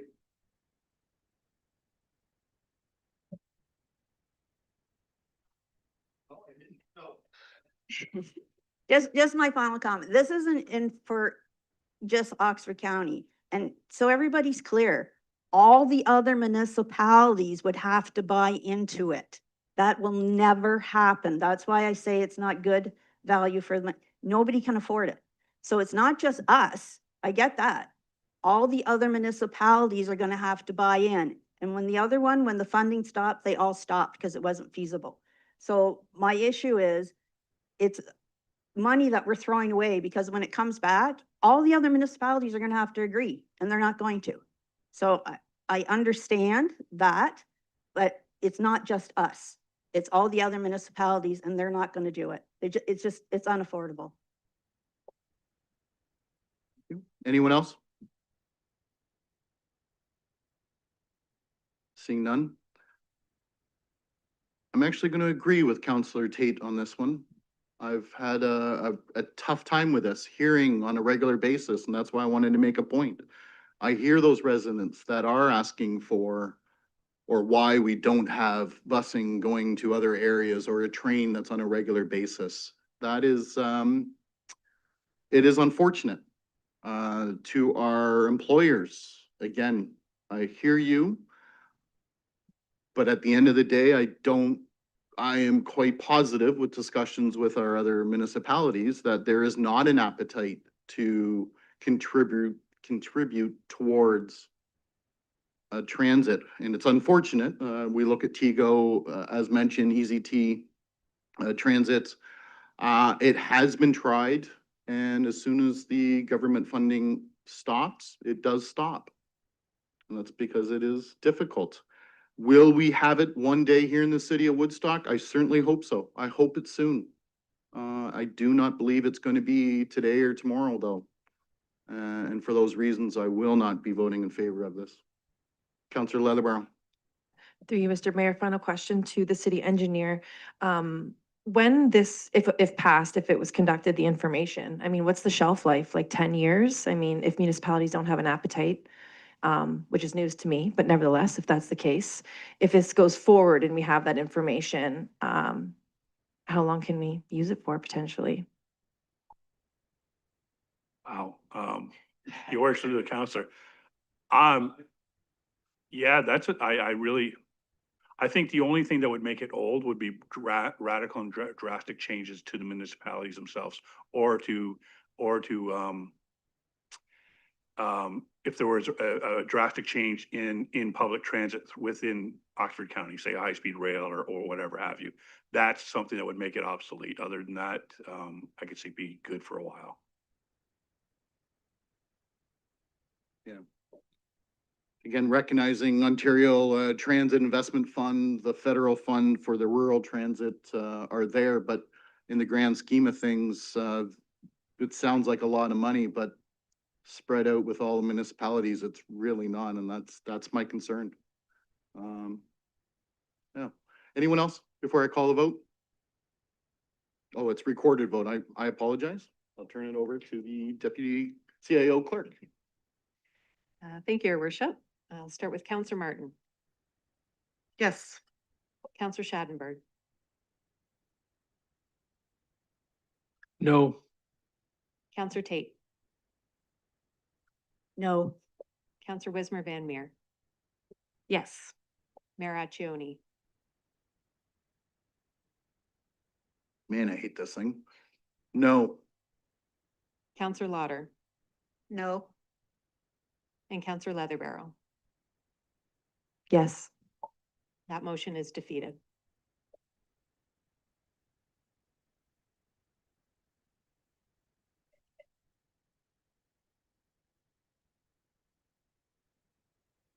Do we have to look for a new motion of information? Yeah. Would council take that as information? I apologize, I don't remember the mover. I think it was Councillor Martin. You know what? Looking for a new motion. Do we have to? Well, we probably do, because it's staff report. Yeah, I suppose. Yeah, everybody okay? We'll just leave it there. Okay, moving along. Next up, 14B2, encroachment agreement for 4 and 6 Victoria Street. Looking for a motion. Councillor Lauder. I'll move that Woodstock City Council approves the encroachment at 4 and 6 Victoria Street and authorizes the mayor and clerk to sign the necessary encroachment agreement. Thank you. Seconded by Councillor Wismer Van Meer. Discussion or questions? Seeing none. All those in favor? None opposed. 14B3, revision to city video surveillance policy. Councillor Leathermore. Moved by myself that Woodstock City Council approves amendments to Council Policy GA026 video surveillance. Looking for a seconder? Councillor Wismer Van Meer. Discussion or questions? Seeing none, call the vote. All those in favor? None opposed.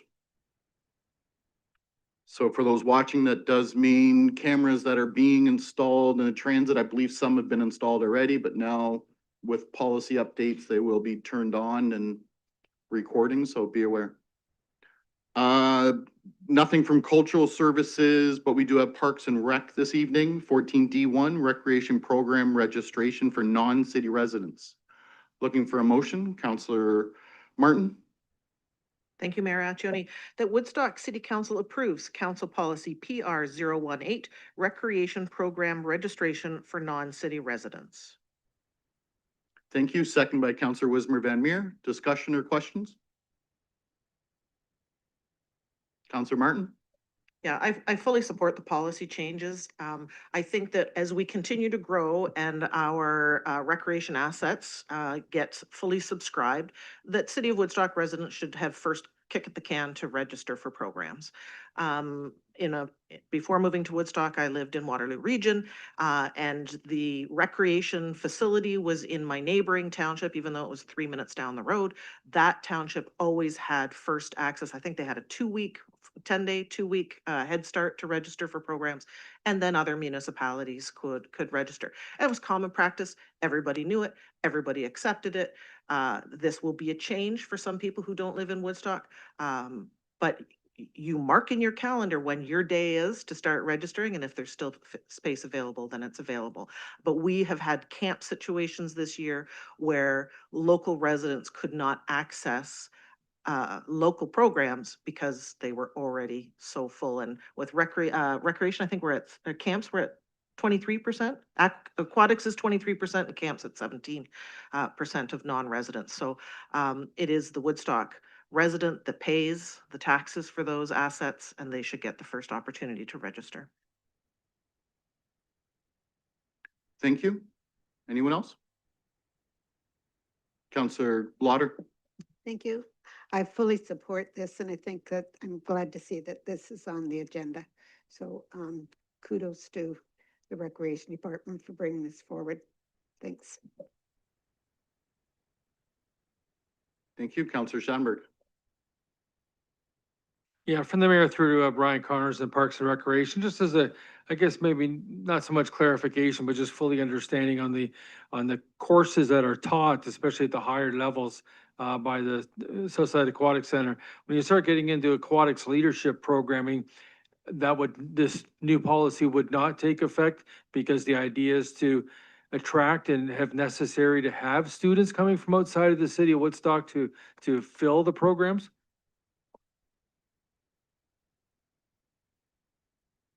Your worship, through to the councillor's question, that is correct. Right now, aquatic leadership isn't fully subscribed.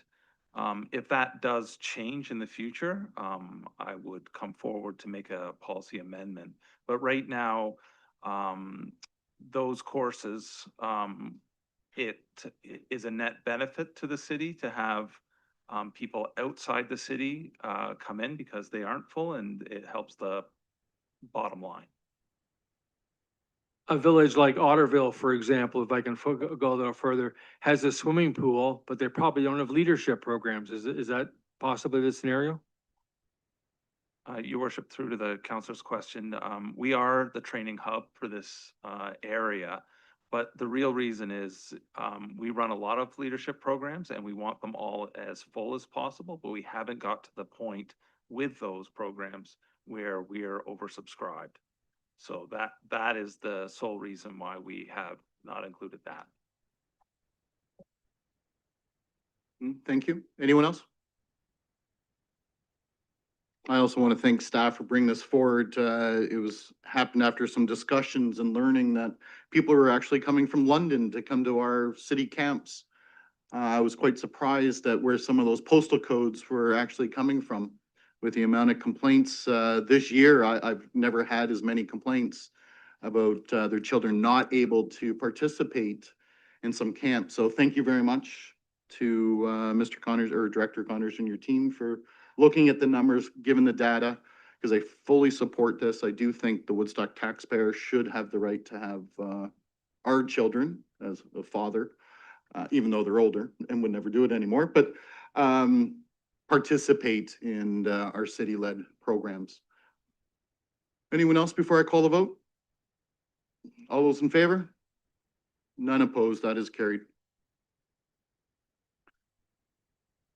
Next up, we have economic development, 14E1, which is a deeming bylaw to deregister 354 and 358 Thompson Street. Looking for a motion, Councillor Tate.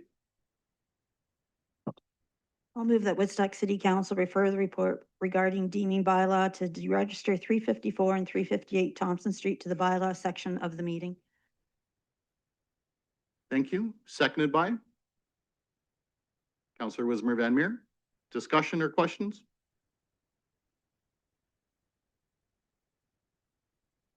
Seeing none, call a vote. All those in favor? That is carried. None opposed. Clerk's Department, 14F.1, new service fee proposal for Building Department routine disclosure record requests. Looking for a motion, Councillor Leatherborough. Moved by myself that Woodstock City Council refer the report regarding new service fee proposal for Building Department routine disclosure record requests to the bylaw section of the meeting. Thank you. Looking for a seconder, Councillor Lauder. Discussion or questions? Councillor Martin. Thank you. First of all, when I read this report, I was quite surprised at the steep increase in the number of requests for information, like just whoop, straight up between 2021 and today. But the building department always has to be a net neutral department, correct? We always have to cover our costs for the work that we do. And is that the primary reason for this fee to be brought in, to cover the excess, the additional work, so that we become revenue neutral, revenue cost neutral?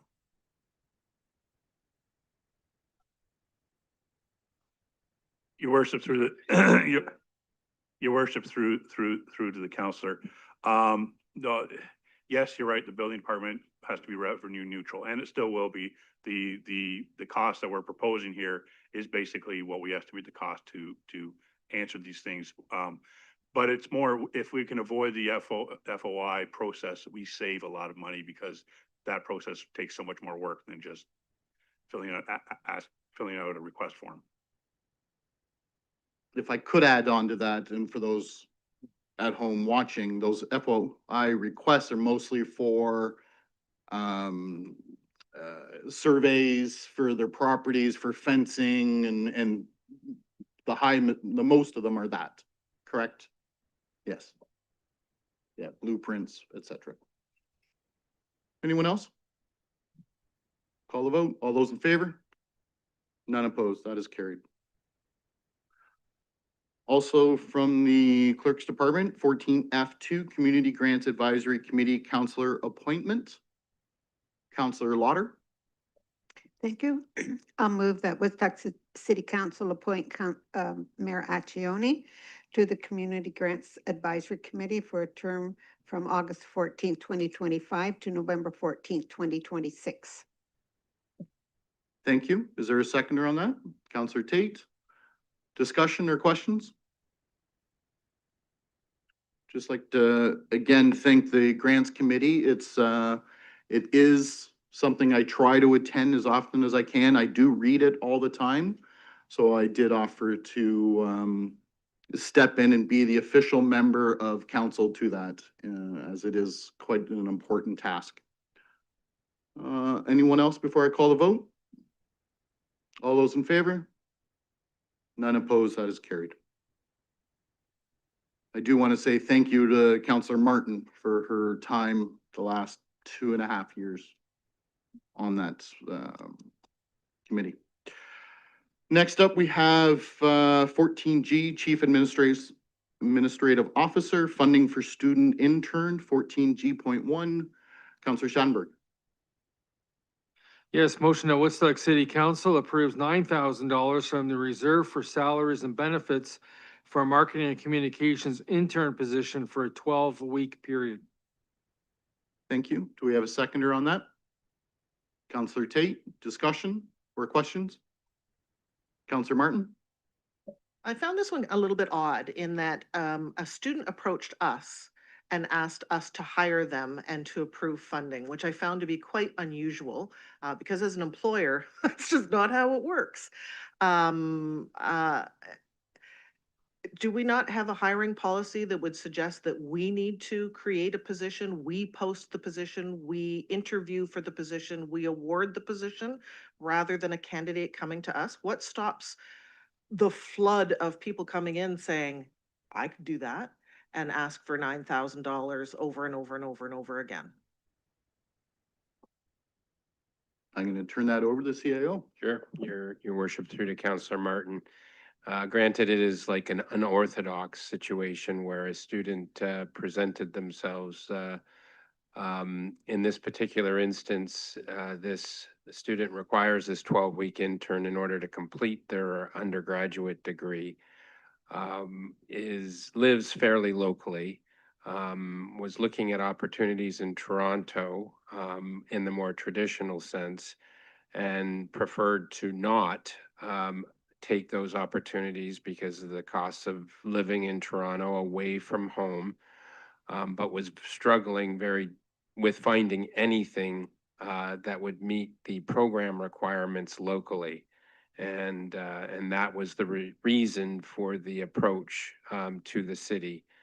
The student was interviewed, and with respect to what they would bring to this 12-week internship, and it was discovered that there is a skill set with respect to copyright knowledge that would fit quite nicely with the work that the communications marketing department has with the website rebuild this year, as well as the other unusual one-time marketing initiatives such as the waste initiative that we'll hear about more tonight yet. So there's a number of things that this kind of fell into our lap and saw the value of it. And it is unorthodox, it is unusual, it doesn't happen that you come across a student that has the skill set that would fit with a key need for us in this moment. In this case, has happened.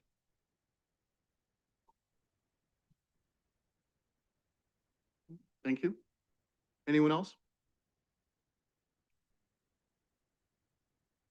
Seeing none, we'll call a vote. All those in favor? Opposed? That is carried.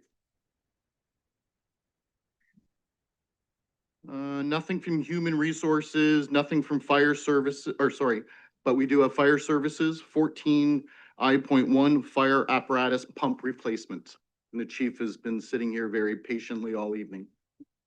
If anybody has any questions. Looking for a motion, or Councillor Lauder? Your mic. Yeah. Just getting tired.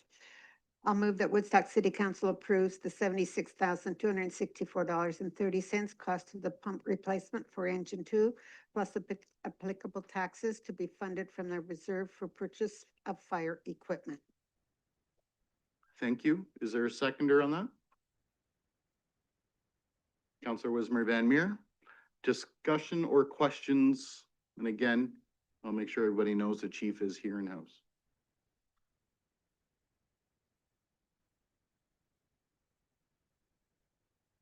I think you just, I don't want to say wasted your evening, but I'm glad you're here. With that, I'll call the vote. All those in favor? None opposed. Thank you, Chief. From Public Works, 4J1, award of proposal, facility energy evaluation and reduction strategy. Looking for a motion? Councillor Leatherborough? Moved by myself that Woodstock City Council approve the retention of Walter Fetty to undertake a contracted energy consumption savings of the 5 facilities noted, and further that the project be funded from the Hydro Reserve Fund. Thank you. Do I have a seconder? Councillor Martin, discussion or questions? See, Councillor Martin? Thank you very much. I fully support the motion. I think that it aligns with our strategic plan on green initiatives. I think that these 5 sites in particular are heavy users of electricity, and this is a win-win in my opinion. We have the opportunity to identify, save some money, and meet our strategic goals. Yes, thank you. I certainly agree and appreciate the staff time to look at all of our buildings and kind of narrowing it down to thinking what would be the best, let's call them the top 5 energy savings we can find for buildings. Councillor Leatherborough?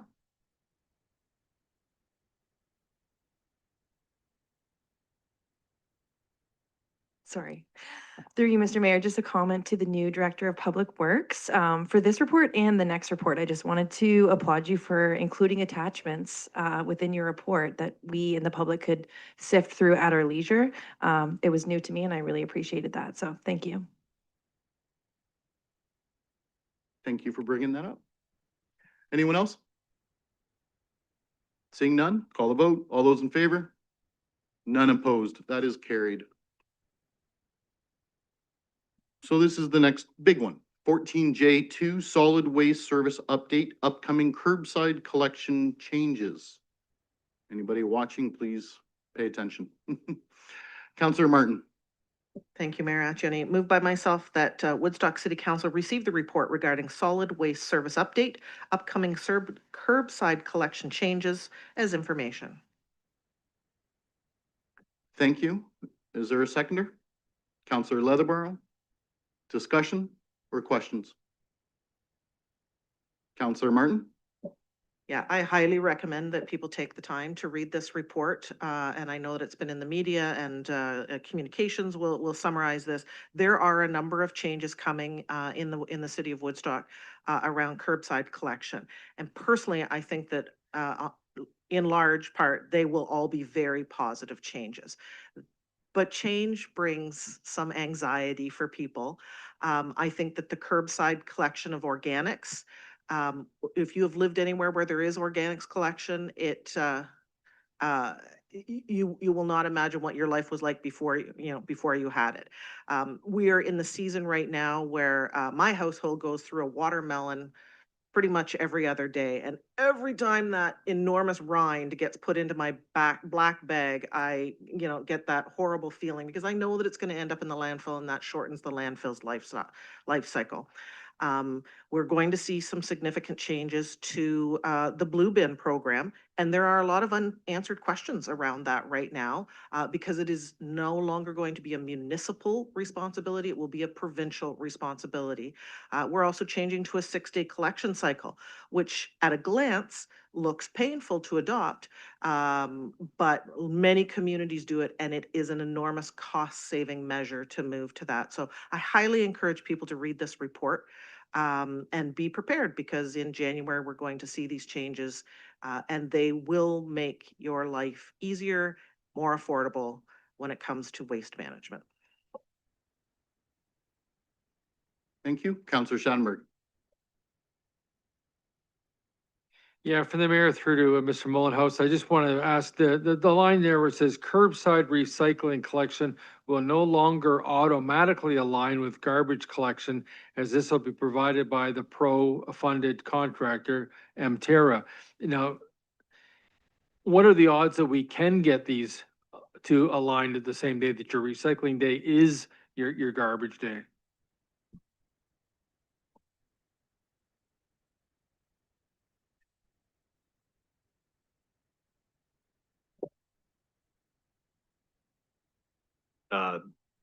Thank you, your worship, through you to the counselor, and thank you for the help with the mic. In terms of the provincially responsible body, there is an opportunity, I think, to have further discussion with them. I think that their first goal was to align with what we currently have in terms of collection timing now. And so our collection timing now obviously is a co-collection with garbage. So recycling, from our understanding, is going to remain with that schedule for recycling. However, I know that this fall and into the winter will bring opportunities, I think, for more discussion on this topic, because there's quite a few things that we should be looking at in more detail and having conversations with the county as well. And I think there's opportunities for that discussion to happen. In terms of actually changing the timelines and in terms of changing the collection schedule with the PRO, I can't give you a firm answer as far as whether they would look to adjust it or not, but we certainly have the opportunity to have that discussion.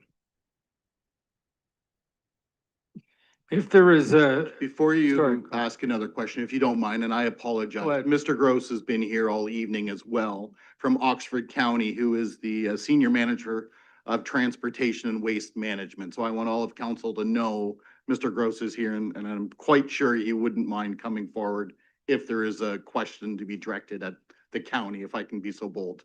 Okay, sorry, Councillor Shanberg. I'll direct this question therefore to whoever's the best person to answer it, because obviously we've had recycling pickup every 14 days or every 2 weeks, and we wanted to sort of shorten that period down. And we wanted to do anything to sort of entice or encourage people to recycle and to put less recycling in their garbage bags, obviously. So at the end of the day, to avoid confusion, would it not make sense that whether it's Mterra picking up the recycling or anybody else picking up the recycling, that it's not done on the same day if it's a 6-day cycle or whatever happens to be? I mean, it's one of the things where if Mterra's got the contract from the County of Oxford, that they sort of enforce it that way, like if section 5 is on Friday this week and Monday, 7 days later or whatever, that's the same as your recycling day. Ask Mr. Gross to come forward if he doesn't mind. Can I get unanimous consent for him to come forward? No objections from council? Okay, thank you. Thank you, through you, worship. As Mr. Mullenhouse indicated, I think there will be some opportunities to have further discussions with Mterra about aligning the collection days. However, again, as Mr. Mullenhouse mentioned, they've attempted to align the collection program to the current program. So in the city of Woodstock, obviously it's bi-weekly collection with 2-stream recycling.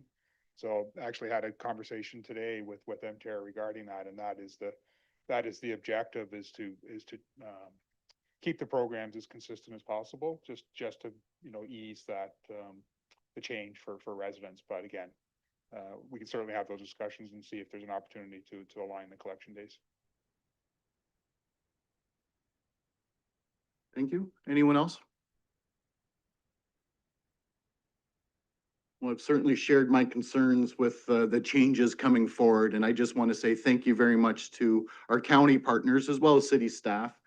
There has been a lot of cooperation and working together. This is going to be a major change for everyone at home. So just thank you very much, Mr. Gross, for being here tonight, and to our city staff for continually working through this, because again, we know there's going to be some hiccups as we go. Anyone else before I call the vote?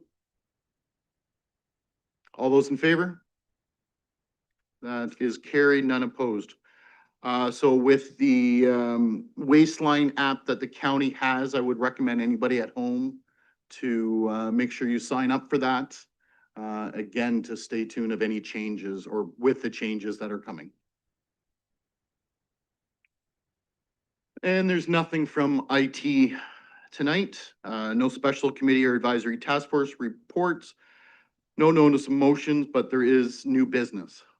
17A, Councillor Martin. Thank you, Mayor Accioni. I almost called you Warden Ryan, sorry. Moved by myself that Woodstock City Council direct staff to prepare a report on the impacts of becoming a living wage employer. Thank you. Is there a seconder? Councillor Leatherborough. Discussion. Would you like to speak to your motion, Councillor Martin? Yeah, it's a really straightforward motion, just seeking a report from staff. There is no obligation to this report, but seeking some information on where are we on wages in relation to living wage. Right now, living wage in our region is $19.55 an hour, if I recall. And in consultation with the Director of Human Resources, learned that we actually have adults in full-time positions that are, $19.05 an hour, which is not enough to live on. And so I look forward to that report. Verbally, in my discussion with the Director of Human Resource, suggested that I'm not chomping at the bit for this report. In fact, I would be quite happy if we didn't see it until after October, because October is when the Living Wage Organization releases its annual updates, and that $19.55 an hour could stay the same. I don't think it'll go down, and it could go up. And so I think it's important for us to see a report that has actual current and relevant information to assist in our decision making. And so if anyone else has other questions on the intention of the motion, I'm happy to answer them. But that's what I'm putting on the floor tonight. Thank you. Anyone else? Councillor Tate. Just through the chair, yes, I'm not going to support it. The reason why is I will not support when it comes back, so I'm not interested in the report. And no disrespect to everybody around the table, but if this does pass, I strongly suggest that you watch the Zora meeting. Councillor Mitchell had very, very detailed, knowledgeable comments, and I think it changed everybody's opinion except for one around that table when the report came. Thank you. Councillor Lauder. I also will not be supporting this. I did listen to the council meeting that Councillor Mitchell spoke at, last night, and he had some very strong comments and about it, and the entire, all but the mayor, had turned that request down. So I won't say anything else. And when the report comes back, if it's approved, then I will have to say more. Thank you. Thank you. Anyone else?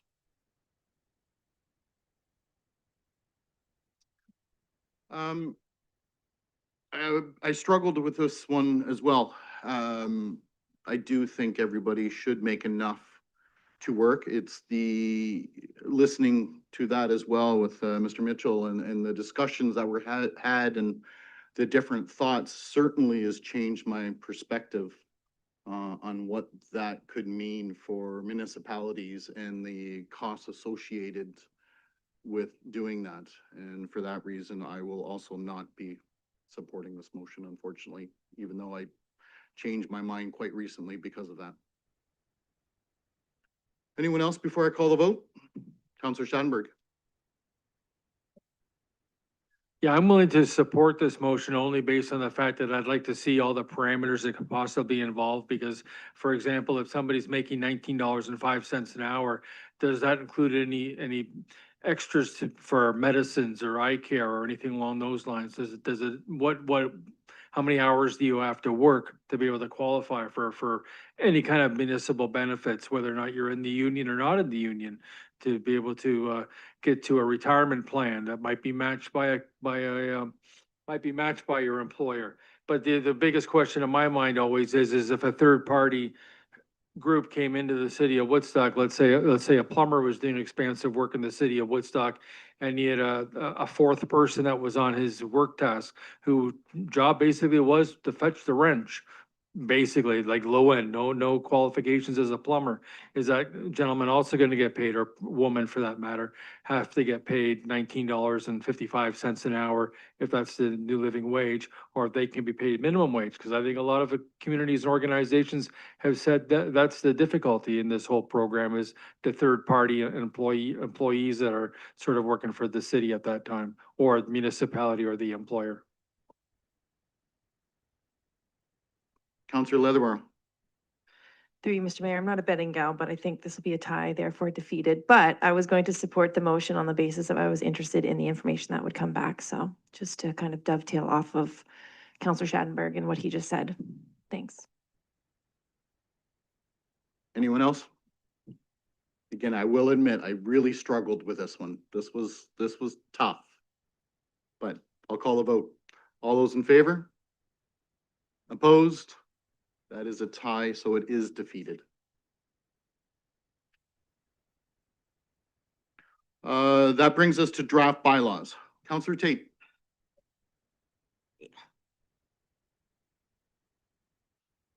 I gotta get the new ones up here.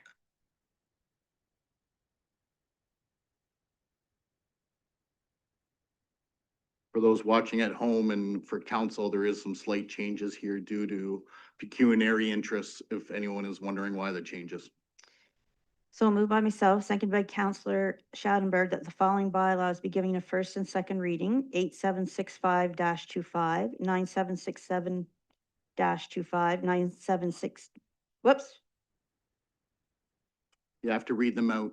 Oh, sorry, yes, sorry, Yes. 9765-25, a bylaw to provide for the dedication and naming of parts of highways in the city of Woodstock. 9767-25, a bylaw to amend City of Woodstock Municipal Code, Chapter 330, entitled Fees, Charges. 9769-25, a bylaw to amend zoning bylaw number 8626-10 as amended 264 Russell Street. 9770-25, a bylaw to amend zoning bylaw number 8626-10 as amended 355 Huron Street. And 9771-25 a bylaw to authorize the deregister of blocks 1, 2, 3, lots 92, 93 from the plan of subdivision known as Plan 41M-2760. Thank you. Any questions or concerns on those? Seeing none, I'll call a vote. All those in favor? None opposed. Counselor Tate.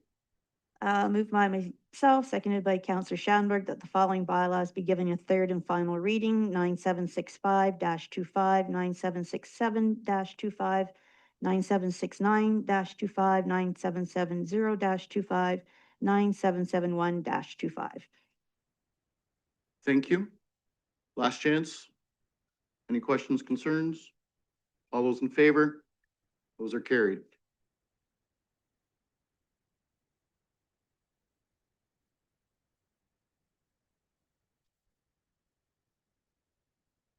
Got Councilor Lauder leaving this one. Just this. Councilor Tate. Sorry, I skipped that. By myself, seconded by Councillor Lauder, that the following bylaw be given a first and second reading: 9766-25, a bylaw to approve the submission of an application to OILC for the long-term financing of certain capital works of the Corporation of the City of Woodstock. Thank you. Any questions or concerns? All those in favor? That is carried. Councilor Tate. Moved by myself, seconded by Councillor Lauder, that the following bylaw be given a third and final reading: 9766-25. Thank you. Last chance. Any questions, concerns? All those in favor? That is carried. Councilor Tate? Or, By myself, yeah, Good pause one. for a second. We'll let, sorry. yeah, that's okay. We're almost done. Councilor Tate. Moved by myself, seconded by Counselor Schadenberg, the following bylaw be given a first and second reading, 9768-25, a bylaw to amend zoning bylaw number 8626-10 as amended, 607 Canterbury Street. Thank you. Any questions or concerns on that? All those in favor? That is carried. Counselor Tate? Moved by myself, seconded by Counselor Schadenberg, that the following bylaws be given a third and final reading, 9768-25. Thank you. Last chance. Any questions, concerns? All those in favor? That is carried.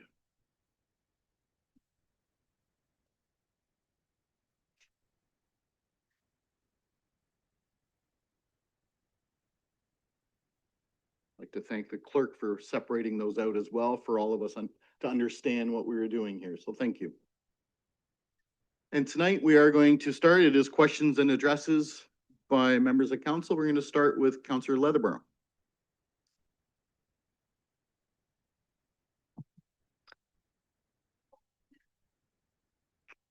Thank you, Mr. Mayor. Today I was at the Public Works Rodeo and it was so much fun. It got really, really hot and I saw Mr. Mayor driving a snow plow. But thank you so much for putting that event on. It's always a great opportunity, I find, to be able to chat with staff about their day-to-day workings. And ironically, last year when I wore this dress, Dan Locke said I looked like a Georgian peach. So I thought might as well go in line with Public Works today.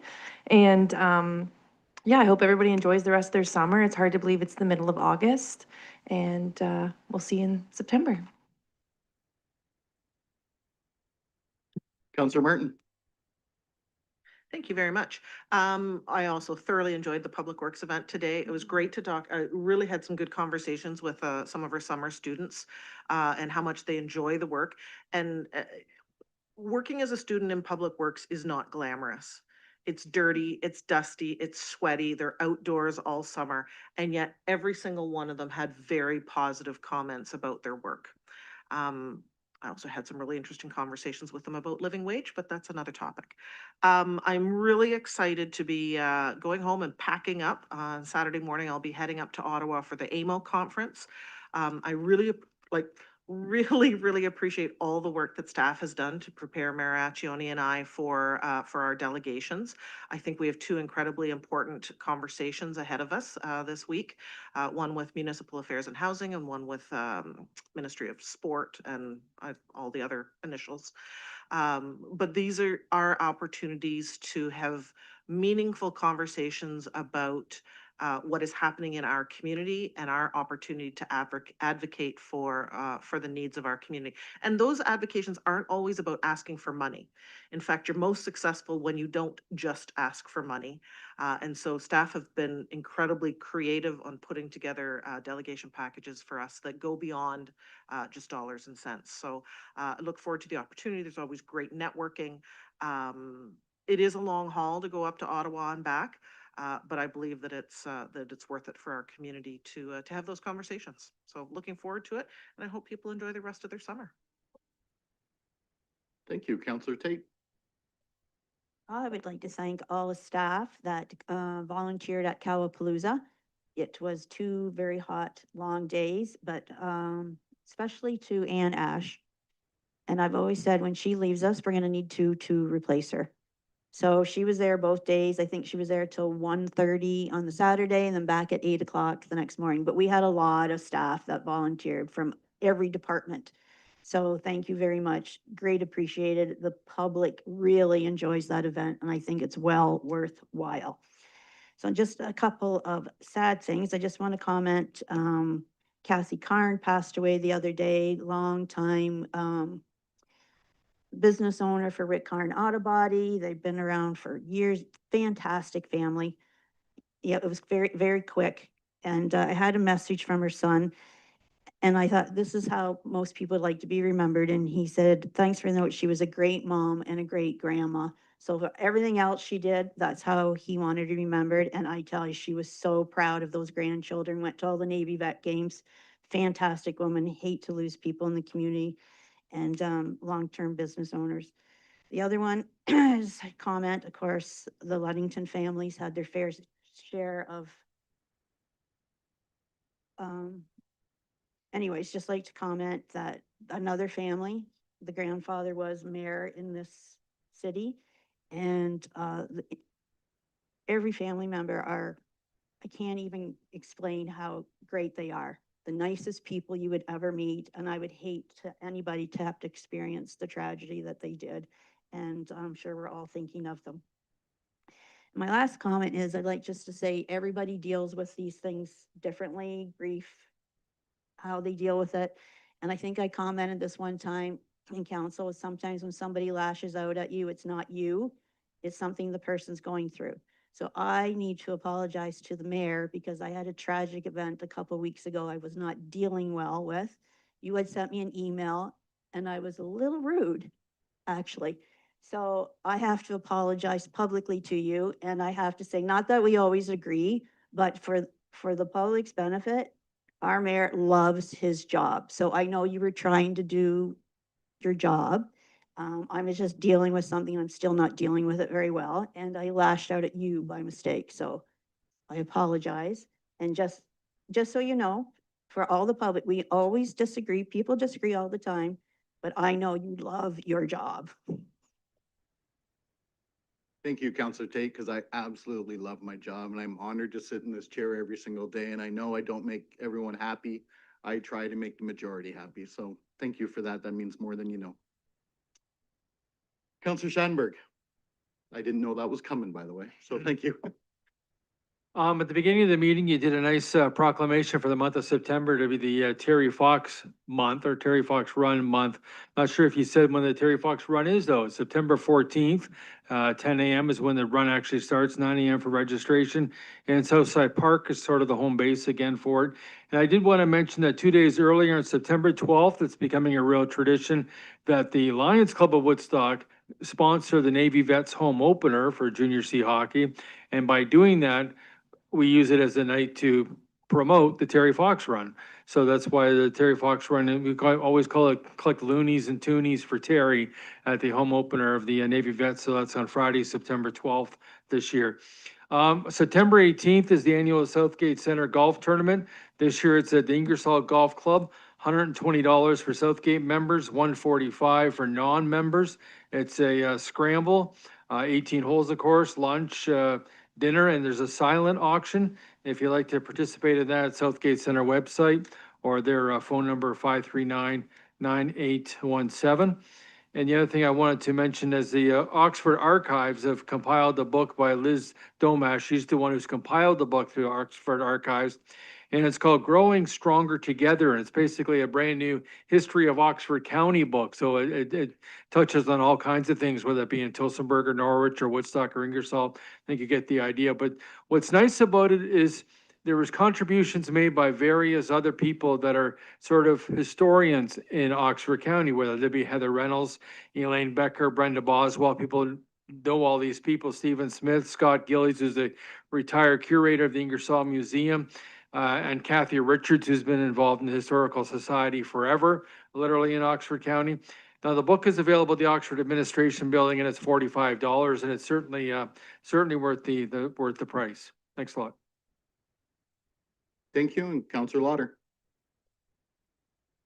Thank you. I'd like to give some kudos to the police department because we hear so many times that they're not around and they aren't doing their job and so on. But I just want to give the report for July. The police responded to 2,447 occurrences, made 136 arrests, and lodged 118 foot patrol hours. A total of 339 charges were laid, including 164 criminal code charges, 129 Highway Traffic Act charges, and 12 Controlled Drugs and Substance Act charges. I know this isn't something to brag about as far as what's happening in our community, but the police are out there and working hard. The new exhibition at the Art Gallery has been installed, and one of them being an exhibition by Jackie Poole. And in her practice, she has been consistently inspired by themes of nature and water. Jackie has worked at WAG as an art educator and guest curator, and has exhibited her work in both solo and group exhibitions throughout the region. Her works can be found across Canada, including the WEG's permanent collection. I took 3 out-of-town people to see the collections at the exhibitions at the gallery on the weekend. One lady was from Guelph, the other was from St. Thomas, very artistic ladies, and they were so impressed with our art gallery. And I am happy to announce that the Woodstock nonprofit housing new build for seniors and 12 units to house ladies and children from Ingamo, located behind the Whittingford Lodge, is ready for occupancy as of October 1st. This is the second new build we have done in the past 3 years. We are a small group of 5 strictly volunteer members. I'm sure we will be having an open house and you will be invited in the future. And I checked with them and there is a long list, waiting list to get into our facilities. So we're happy to be able to announce this. And that's my rest of the evening, and have a great summer. Thank you. Let's go back to the art gallery. I'd like to welcome Alexandra Hartstone, who is, of course, our new city director curator of the Woodstock Art Gallery. So welcome to Team Woodstock. I have unfortunately not yet had the opportunity. We've crossed paths twice now, or missed each other twice now. But looking forward to that, and certainly want to welcome her. I assumed Councillor Lauder was going to do that, so I wanted to bring that up. AMO was brought up already by Councillor Martin. The two of us are heading to Ottawa. Sorry, I was forgetting where I was going. Ottawa to meet with the Ministry of Sport and Housing.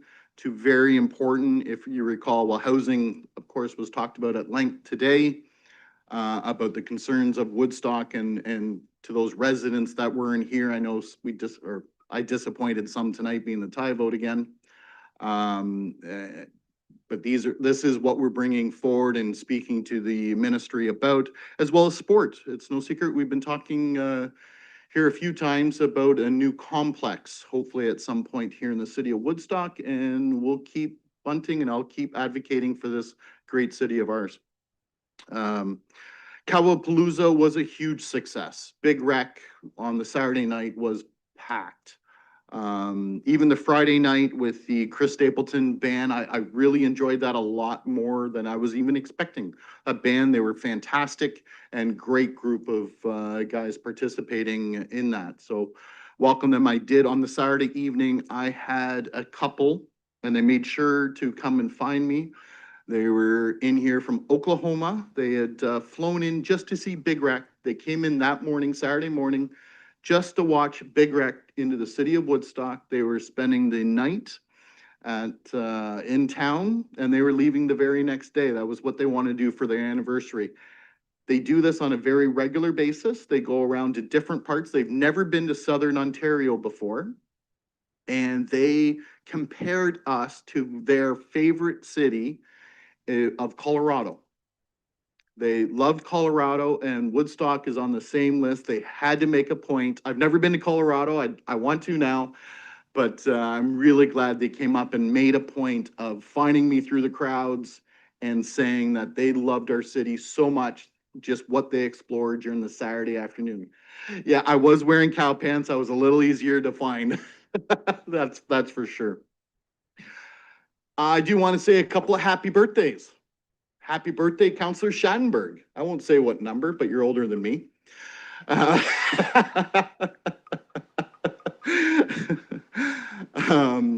We've known each other a very long time, though. I do remember in high school being interviewed by you when you were working with the paper. It's funny how long ago that was, but very happy birthday to you today. And of course, I do have to mention our amazing executive assistant, Ann Ash. Birthday was yesterday.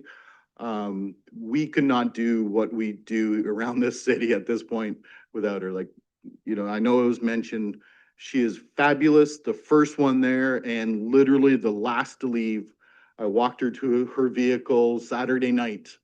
Incredible energy and loves this city just as much, and we thank her for everything she does through for all departments as well as us as the CEO and myself as our assistant. She is phenomenal. So thank you, Anne, for everything. Thanks to Public Works for the rodeo today. I know it was mentioned, had a lot of fun. I have driven a lot of things in my life. I had never driven a big snowplow like that. So I thank them for the opportunity. I feel I did really good. I was being teased maybe a little slower. It would take roads a lot longer to be plowed if I was in the plow truck. But let me tell you, it is something to appreciate, and I'm going to stress it, especially when winter season comes along. Please get out of their way. Please respect that driver in that truck. That is a big machine with equipment all the way around you, and there is a ton of blind spots. So hats off to those operators that do that in the snow around parked vehicles most of the time that shouldn't be there. And I have a whole new appreciation because of today's rodeo. So thank you, Jeff, and your staff for putting that on because it was fabulous. Was also at a 10th anniversary to Indwell. So Harvey Woods building earlier this afternoon had a celebration. And I remember as a counselor being there when that first was being talked about. They were going through some environmental concerns back in 2014 and 2015 before it opened. And it was a good reminder today about how things work out sometimes for the better. In between, they had finished the building and they had, I believe it was 64 units, if memory serves me correct, ready to go. But because of the delays of the environmentals, some funding came forward and they were able to add an addition. So now they've got 80 units onto that, all because things worked out so well. And almost half the building is still with the original tenants 10 years later. Speaking to one of them, John, he doesn't mind I mention his name. He is ecstatic. He loves the place and he's never lived anywhere for longer than 24 months up until he's found a place there. And that's what we need here in the community. So thank you to Indwell for being part of our community and in a couple of locations. I wanted to give my regards to Ludington and Mitchell family. What they're going through right now is such a tragedy, and to have two losses the way they've had this past little while is just tragic. Three when you, yes, with their brother going as well. So speaking of losses, I did lose somebody very important to me. My grandfather passed away, 94 years old. We celebrated his life. Amazing. There's somebody that is or was blind for the last couple of years. Lived independently in Embro at the apartment in an apartment with my Oma until March. Moved to Oxford Gardens. He wishes he would have moved to Oxford Gardens years ago. He loves the place. His only regret is he didn't have his eyesight because he thinks he would want to know what people look like there. He made so many good friends, and I want to say thank you to Oxford Gardens for being such a great experience for him, but also to the Woodstock Hospital. Thank you for taking care of my grandpa.